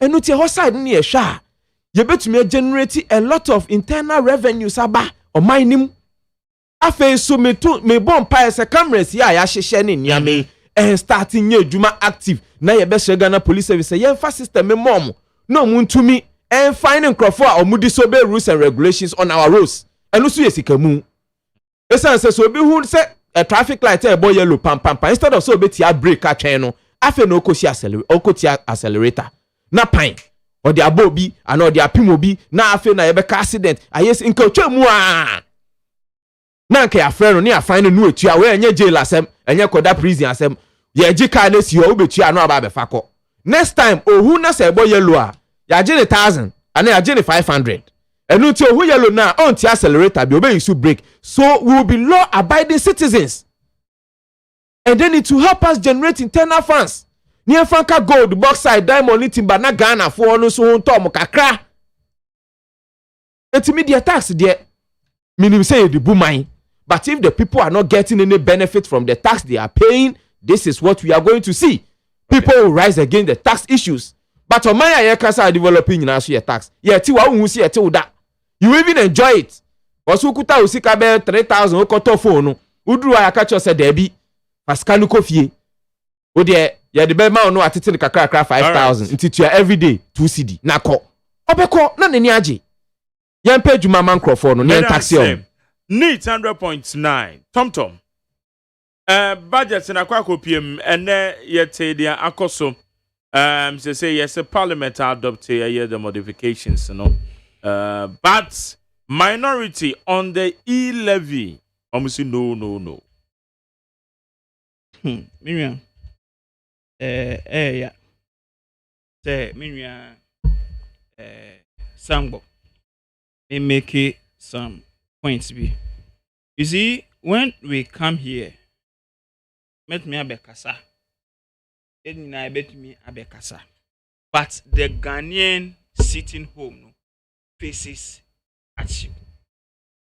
We see oh, terminal 3 here. Here ne, na do dan kweku fado ne ba. Ye ejuma. Anya sa na Sambo kai. Oga terminal 3 here. Anasa anya sa no kai. Mark Jerry anya sa no kai. Na me tro wa ha anti obetumi abo audio na Ghana fo nyina ati na Ghana fo nyina ati na now the one ozamo say na okay per your understanding about your kind my Jerry me understand ye nyina ye titwi no ye okay to enso na do dan kwaku fado omuka che Ghana fo finance minister a oye na do dan kwaku fado enua e ka che Ghana fo say ejuma ni Ghana Insu Terminal 3 is Excellency John Dramani Mahama, visionary leader. Bema Oda Ojuni Ghana for him. It's Terminal 3. Amen. Ejuma niho in the public sector. Insu nanado dan kweku fado. Ni badye wa appointed no. Oni shop ewo Terminal 3. Yeda John Dramani Mahama se. Akagane ni bia oton jende. Akagane ni bia oton moko ewo kwa hon. Enya shop our terminal 3 aka ebe danya mi ase Sangbo now can say year of roads Sangbo ebe mi say on MPP for either say they don't even read their budget they present or they don't understand their budget they present and now in Trona omodi say from 2016 they are still believing say Ghana for those lies and fallacies Marjorie which even in the 2020 media report that there is no single significant critical inter-road project that Nana Danko Kufado has started away. And that is it, Mimia. Region by region, I have for region here, ongoing, commence, ongoing. Ashanti region here, ongoing, commence, ongoing. One region here, region by region, not even a single road project. Not even a single road project. But it tells you that something is going on. Oh, see, Omaye BB, and I mean, say, not even a single project started and completed under this administration. Marjorie, and the Eddie Bruha Hanini na Banese. NPP for a per se, yen increasing your taxes. Now, Menewo, senior Bawomia, I can say that taxes are increasing and bringing more burden on the average Ghanaians, no. There's some percent Menewo yen bre more. And a minority. I can't say, oh, they be yen jintum na Ghana for air bread. Sena, Dr. Mahmoud Bawumia, I can't say drivers are suffering, teachers are suffering, nurses are suffering, everybody is suffering in Ghana because of taxes. Mami, because of taxes. And minority say Ghanaians are suffering, so we will not allow say you be increasing more taxes on Ghanaians. Say me sending my bread 100 cedis. Na makochia tax in 2 cedis 75%. 100 and below and your part, according to explanation of them. Explanation, but I'm talking according to the budget they presented. But Did they budget present that? state will say 100 and 100 cedis. No, any budget. 100 cedis. There any budget in it. No, catch them then. The woman say your friend saying electronic transaction. Sir, levy we no why make it specific. Okay, percentage of 1.75. Existing 1 cedi. But one We have existing 1 cedi. 100 cedis our budget anymore. Who's sending 100 cedis? It's just a calculation. Who's sending 100 cedis? You have 1 cedi too. And I'm a boy. So it's a 1.75 I become 1. 1 plus 1.75. And that one must say 100 and below and your part of it's a part of 100 above 100 cedis. It may send 101 cedis. I may send metria 2 cedis 75%. What? 101 is 101 not Okay. above 100 cedis. Well, per the explanation of the my energy. You see, Majari. Majari. Could you upon Chroma explanation? Oh, this could your concrement. You see, Majari. Yes, We sir. are dealing with facts and figures. We are dealing with what is written in the budget. What I say, and not what somebody feels said But mind is you, coming the to budget explain. and your budget statement in a appropriation bill. So then we shouldn't discuss it. Then we shouldn't discuss it. Oh no, part but say fiscal your friends and framework, you know.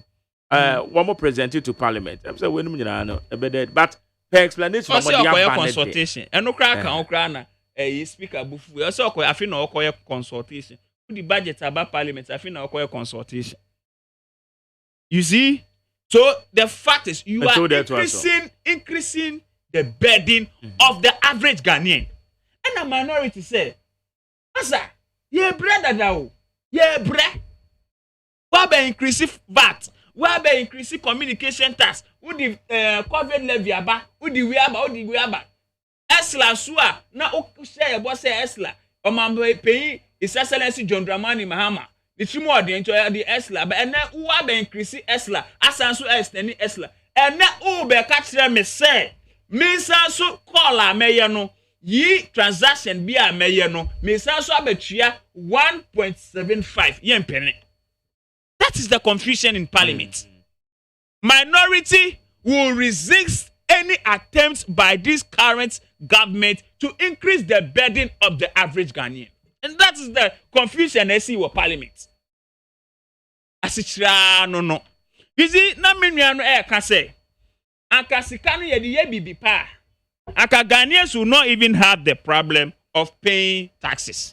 Because rich, na me want the upgrade of the Greater Accra Regional Hospital, I'll be happy. And then me cut Kotoka International Airport, na me want the level of Terminal 3, I'll be happy. And then me cut the Pai Hospital, na me want the level of the development, I'll be happy. And then now first me cut Fat Nima, baby ananado na kwa kufaro ni papa fie no wona. I'll be happy said a circle interchange extended afaho. I'll be happy of the development. So Ghanaians in their nature, we want development. You see, maybe sasa sika we nyina no na sika no ewo hen. Na sika no wo hen. Na song Babeka Show say, oh, sika no ye dia free SHS. Na song Babeka Show. Or the sangbo. Oh, sangbo. Edi no de bia me de edi no a problem kakra. Me edeni. Me Ghana ni. You see, Abakacha say free SHS. You see, obi are committed to education is the NDC. By your own 2017 budget, written by Ken Oforiata under education, paragraph 781. I see, other social intervention expenditure in the sector for the period under review included an amount of 71.91 million for the provision of subsidies of senior high schools. Meaning what I say?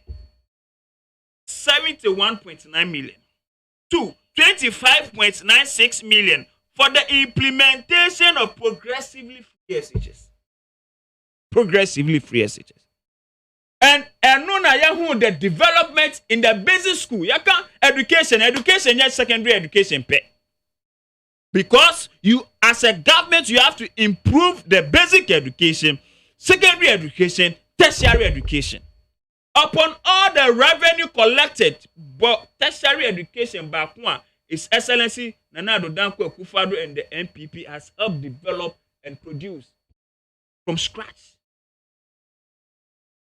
Apia minka de na Apia minka infa.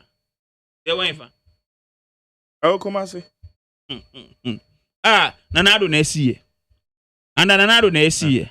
Bisana. Nimezu me bisao. Yes, under this government. Majari, I see 22.57 million for basic education certificate examination studies. 25.03 million for capitation grant. All this thing is in your own budget. It's in your own budget. You see, Majari, send a 9 million they can say, "Sikani ye the then."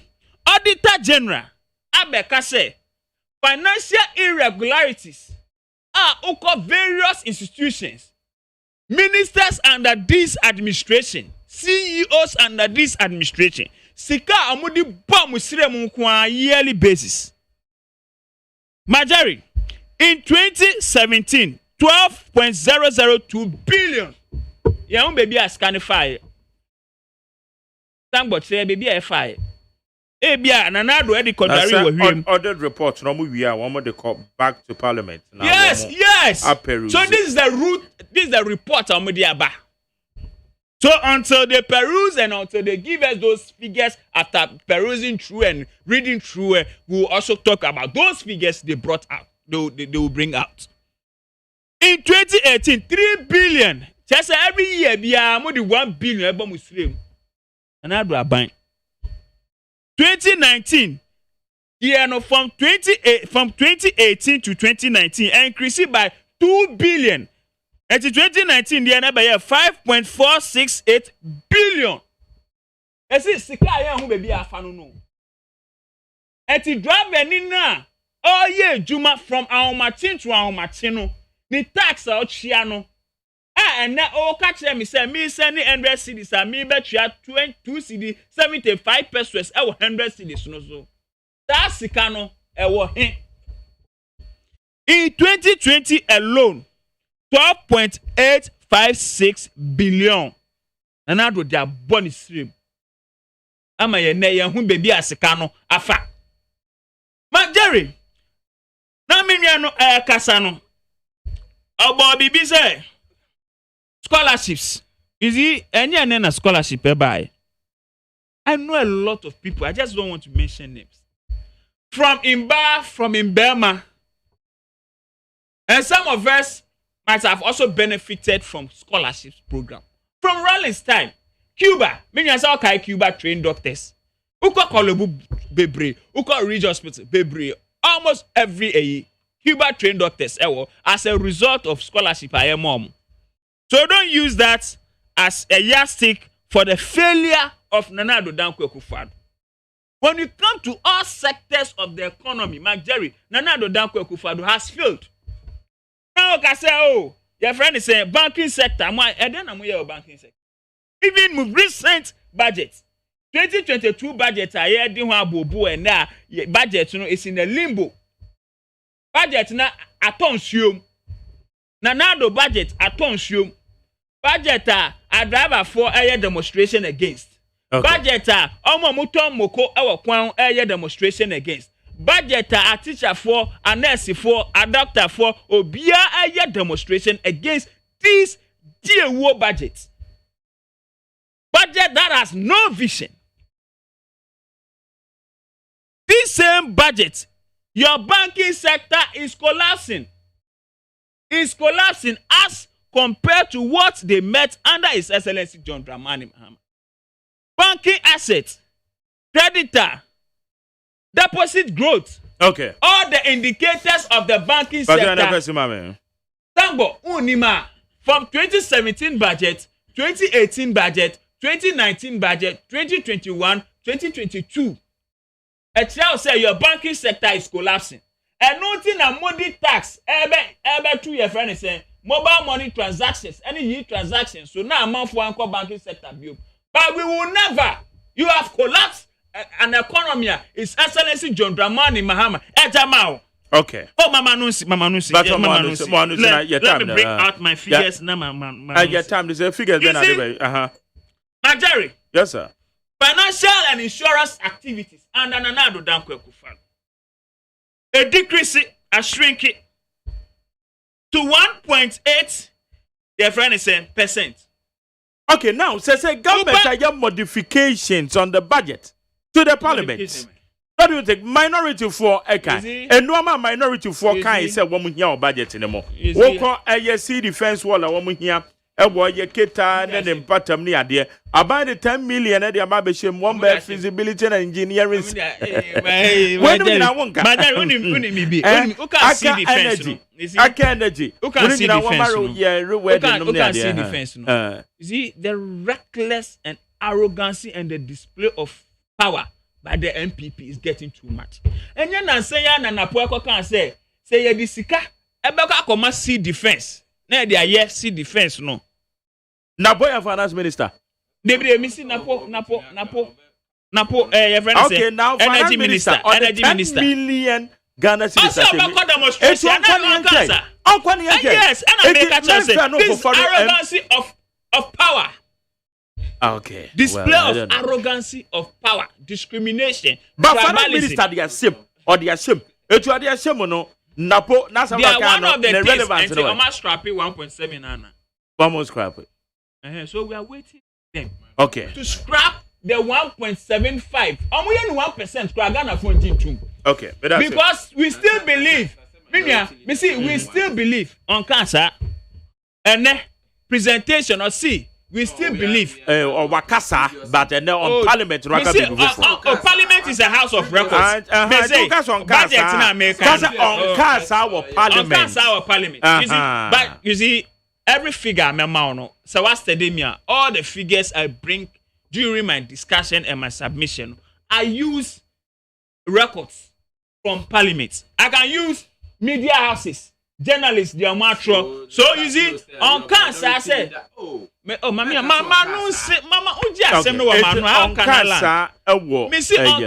our Parliament. Good, all right. And Parliament is a house of records. Okay. And a minority will still represent the young lady walking on the street.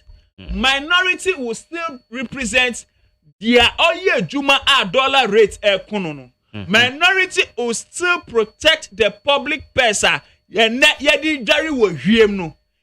what our stand is to the complete scrapping of the 1.75 implementation of the e-levy.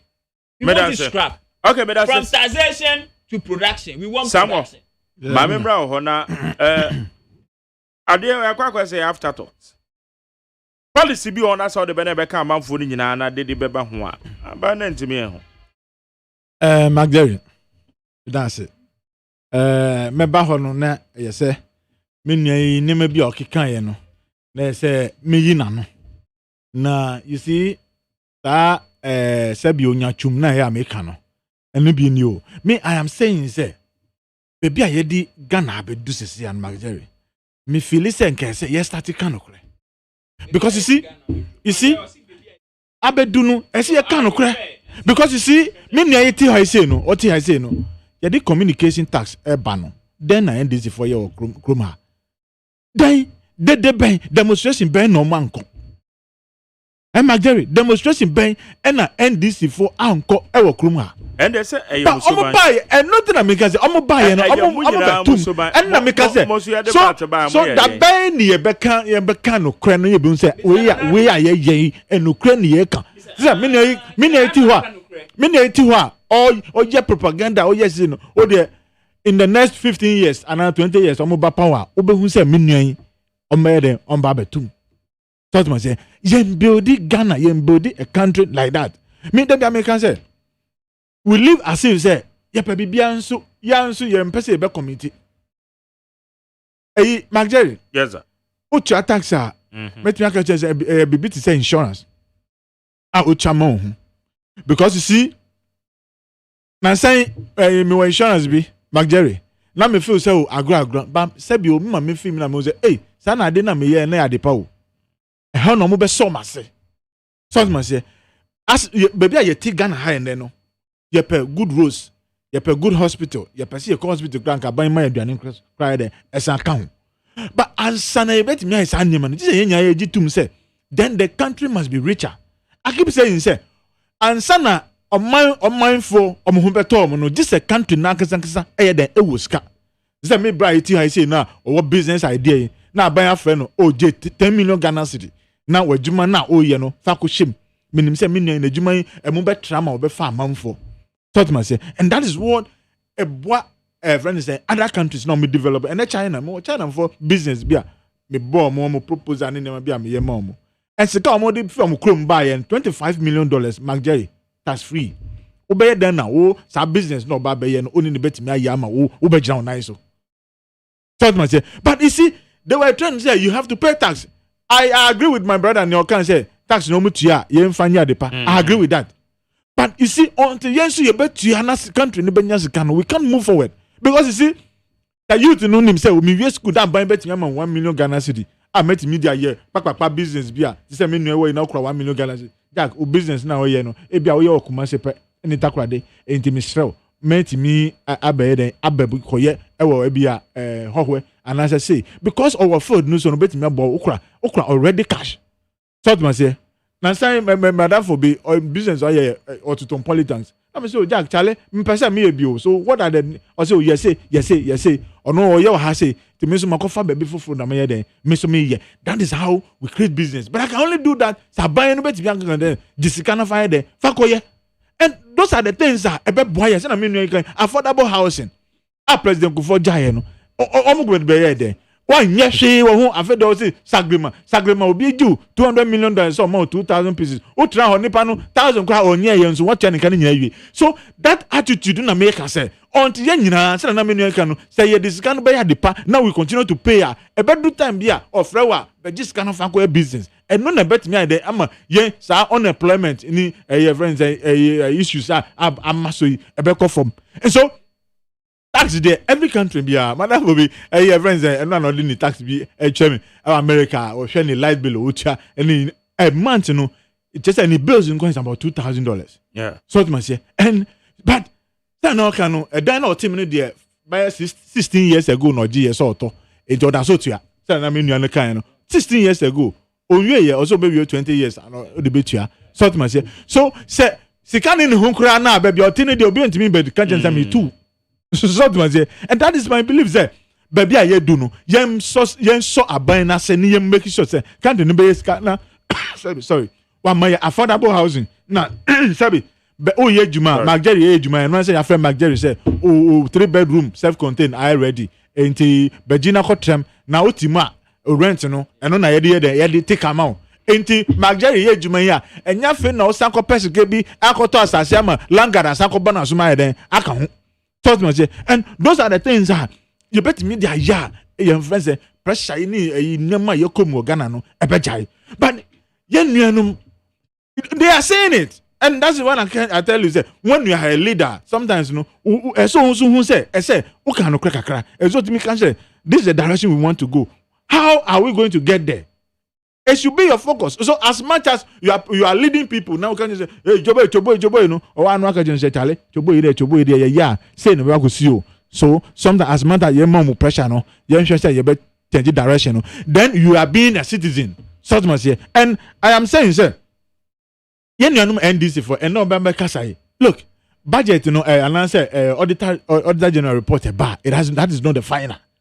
And no na so who say afa na ye ba be kom na ebisa manfo nkwase na ebo mistake ebo kra ye mistake say ebia seke bia omde ye bibi kra na emiti omo anase bibi obem say omde beba no is clear ana yenkotua ana we edimuka so it is not the final as I say and no na esika friends say abanye di anase ministry bi edi so I'm not saying that it is the best but in reality, you know, it is not the final to say it just sika no ye di say na yen this for edi nam but the American say more time no ye de nyina no banking sector issues buy no wow President John Dramani Mahama say bank no enya problem here identity John Dramani Mahama ono den Ecobank banks ne sika say banks no ejani nine so now they are flourishing now na former President John Dramani Mahama asan ko musika na musika ne wie no sika no so de akoto trophy so to say fan share banking sector no say ne be ya amanfo be jom sika san beka and that was a problem and you couldn't take any action. So you are expecting say Nanado dan kwakufo do buy no sika kakra aka no asan tam de amom na nka mo de akoto dan or Dubai and other things. We won't do that. So to say because at the time we Ghana o go 10,000 kra over bank over 6 hours. Na sika no enye ready here. Meanwhile we know say bank here asima sie bi sa capital no di bebie no. Sa capital na kojo menu nso di bie ni de. So the same capital no ebie 5 or 6 banks. Enti say obi ba begini sika obi den enya sika no dia mom and that was the system you were running mo who say adena a collapse and am send this sika ko shame say monje because interest rate no na koso mo free aban mu na interest rate was about 35% and now me no tell say no fidelity na ko 21%. That's the good governance and we are friends say move doing everything say you back down and a back down and no na individual no bet me work to the bank no akoji facility be no dey acquire any business we percent ecoform to say be China e be 2%, 1% na me no ultimate me chain or business minded person na ko GB boom no kan dey big company boom na youth no mo we school no na your friends say see on mentor mo and that is what Nanado Dankwa Akufo-Addo is trying to do. When the country have resources businessmen will pick them and give them the youth, mentor them how to run businesses. Say na me no kan say no say ni nyama buy or say fabegu hall no youth no and then most of us no we are living too big. Now you live big obi ani oni asem but sometimes madam for be okoji loan facility 40,000 ni nyina ko rent for 2 years and I'm business minia into 2 years is soon na sebi na adwuma free san how are you going to sustain it? Those are the advices that we need to get from our business people or they have value for money.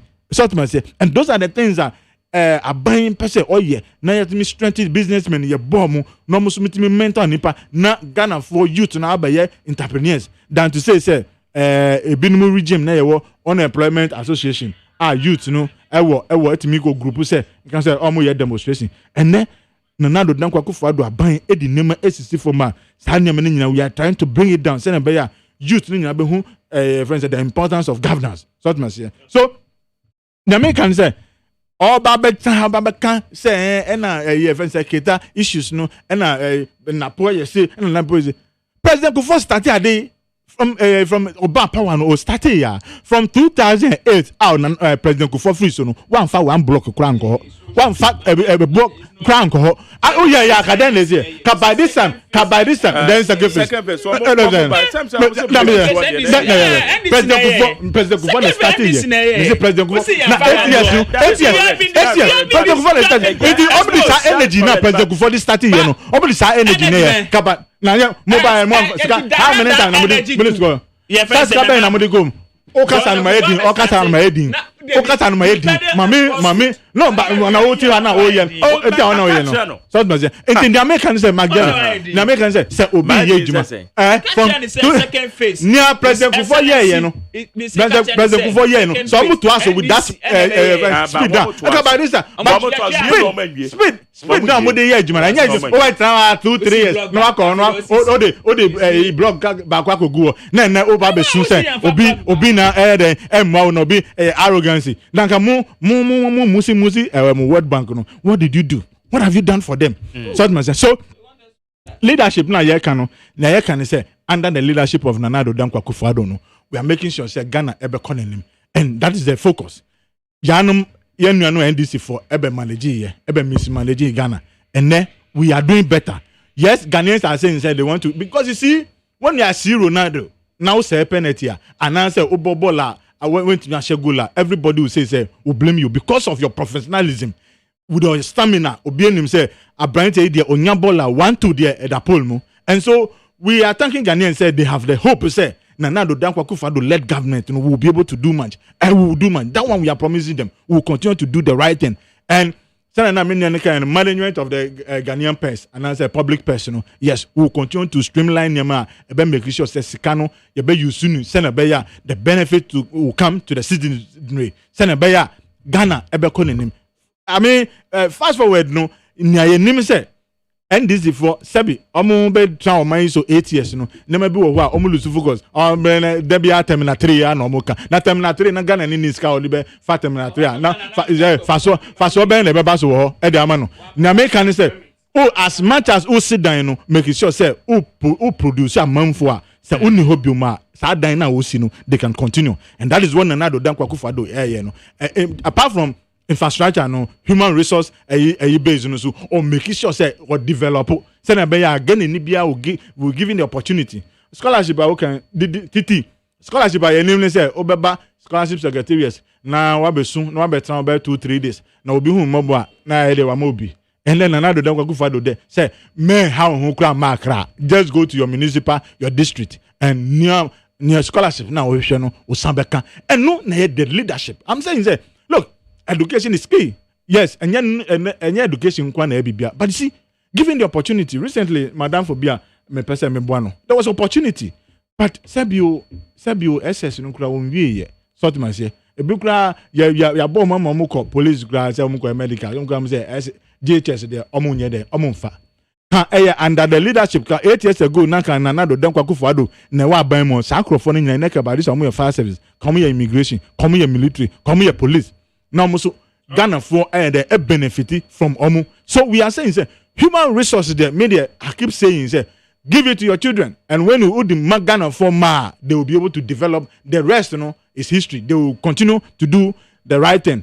But, sir, Onya now say, okay, me go see school. Now I go see hospital. They say, every rich hospital now card here 200 Ghana city now no my free choco and answer your free other places are villages near this cano. How then do we go when card na more access to hospital and cry 200? How then do you get the benefit? So that mentality of me go sit down for fair, me go sit down for fair. Now the human resource development in there what they are to change and no you are not building the country. Okay. Build the country like China has done. Develop your citizenry. You can even export them. Then resources will follow. That is the mentality of the leadership of Nana Dankwa Akufo-Addo. That's the direction we are going.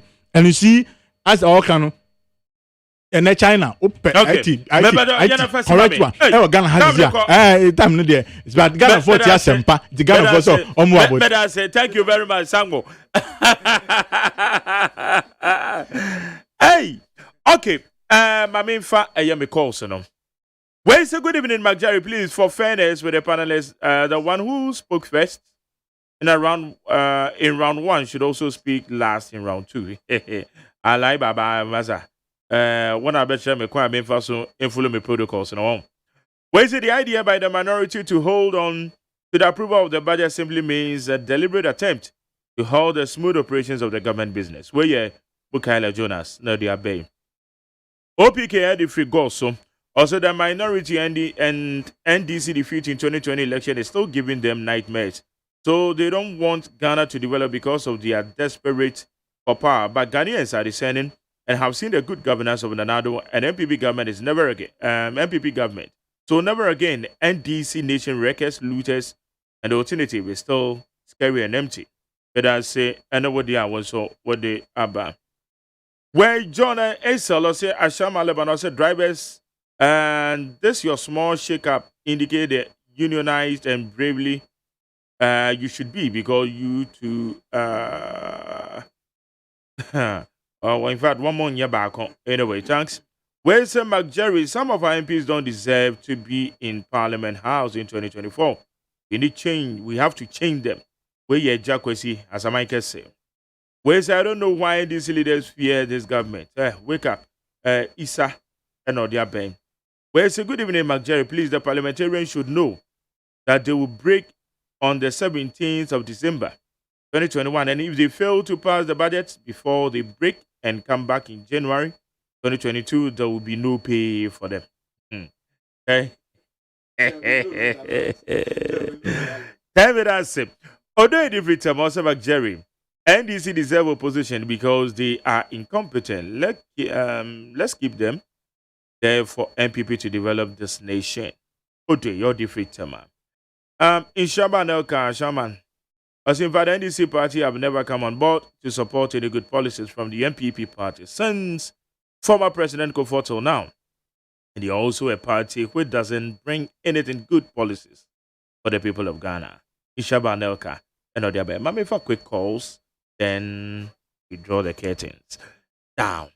0302243540 0302257902. Beba choma joe. Mini amejisu. You two about to say uncle. Yo about to say masumu akra central. Mini am. Emi nwa pa edipo hu hu. Hwe wu ka se school PM school ri ebu asem bebebe. E bi da se na mi bi na siye. Hey, let's do the what is it? You been na eco 5 years. You teach school. They have who come for Ghana. Na mo din nam ye ti hu, and then mo ka kire yourself. The dia de re so ka kire Ghana for nya say, o bu aye na hospital bi. And then be buy this who say hospital Kumasi general ward na see for 10 years. First lady, okay. Madam say, Mami for next one, me time in the call. Bebato Majoy. Bebato Mitio. Hey, also on Casa. Okay, Babu Mario. Casa. I'm at the Then I make an say, oh, body for my machine to bad staff. My main chair call is Niama, the CNN, MPP headquarters, or administrator now, or co as a national treasurer in the Bonabasso, or Bonamodi. Minia, now, we are son of, and then I make us say, my Jerry, everything, and I talk is cheap. And this is when you know Casa. Mona must voted within I am a White House. For headquarters. What matters of Rollins 9 Atavis Kundom Mama 8 years. One man see defense among President Kufuor see defense and see the whole estate Maomo. Mumban Rada, Muko Gino Samudi BC. Musie, now my problem of your blame no voter with your info. I have for Musie and see a photo, Mamma, no one himself for the Baba Samuako.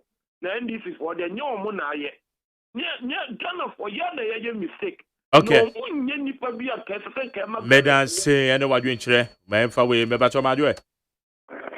Champion McJay. Yes, man, your content term every time. McJay, where our contact, Nana Amwakuna, because I mean, you were a consumer, the Dubia Beciano, and an honorable that was global back for General Secretary of the Bonabas Masoy, former MP or Tamais. McJay, I never meet Jesse and for a class on my way, my dynamic me bo at. You know, the mama at Sakuyaso as a president. A mebu per Jumaya also on Uyu Jofu, no medical, but your command 1 year Jumaya. If you near, you are nearly near Tonton. As you see your Hoya, or the mama as Yaman, if you say, oh, but I never the pan, you are the mama, I'm going to be one.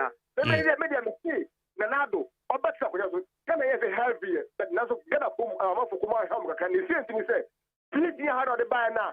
Do you have Tonton, no, for Kobiru, at the vision, I should Tonton, no to Kum. Okay.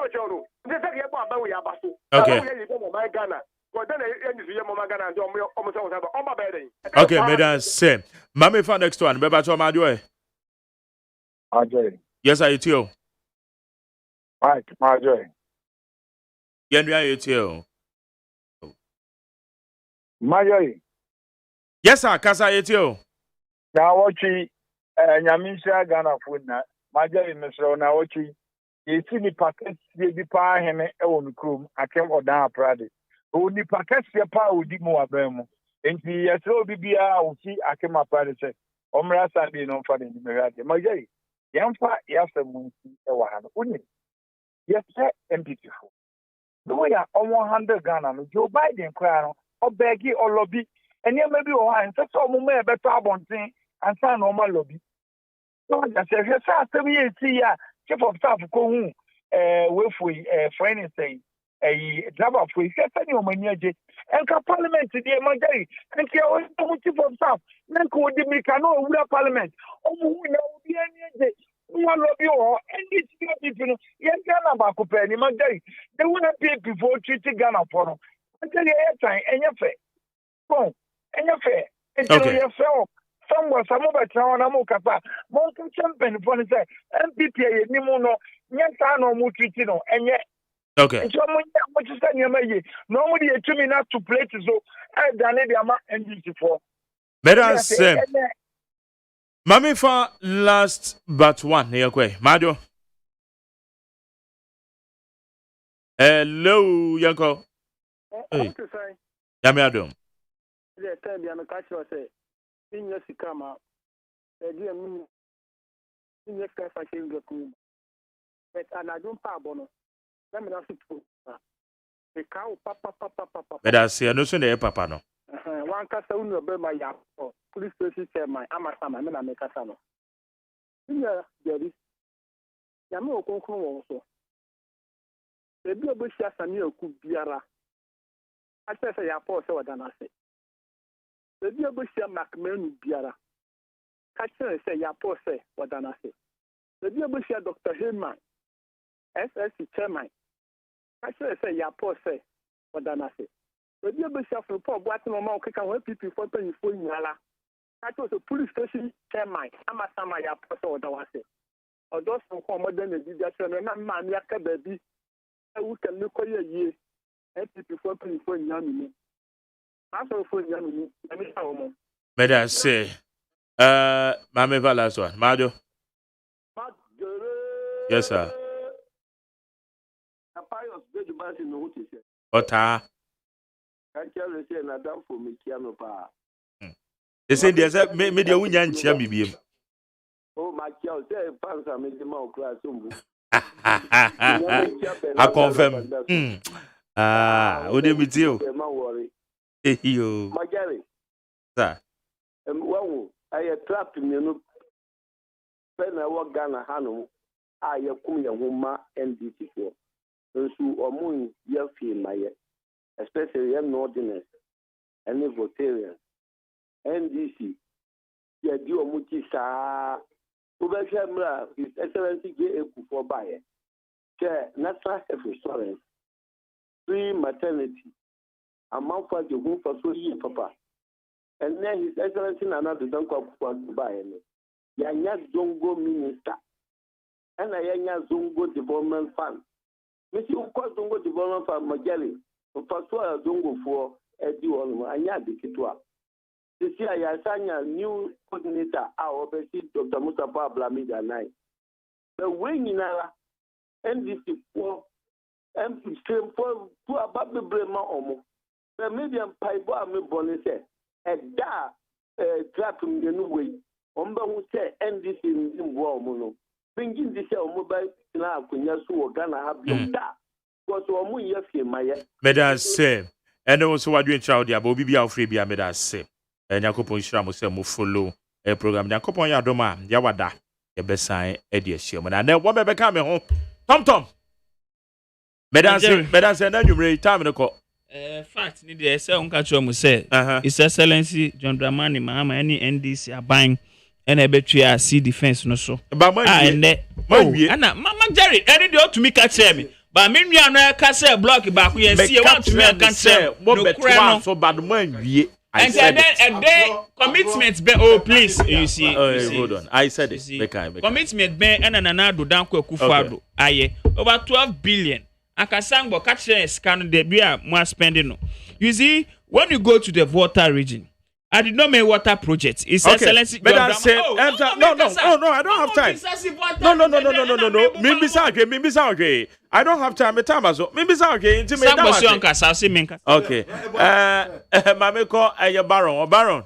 Mina. Yeah, that's a Ghana for NDC or Marco enter for NDC MPP or me enter for. Don't bet to me. Watch it. List 10 things is here. Monye enter for Kajinapo NDC, Jinapo MPP. Monye enter for Jinapo ni NDC, Jinapo ni MPP. Monye enter for. And we enter for no for Musin change. Now Mumbra Liberal Party of Ghana, Nienje Fahunde Magana. That's it. William Zango. Yes. Nyame catch a Ghana for say. Young Koso ni born and ado Blanco Akufo-Addo Abaso. Ni mani hu say. Ghana for can say.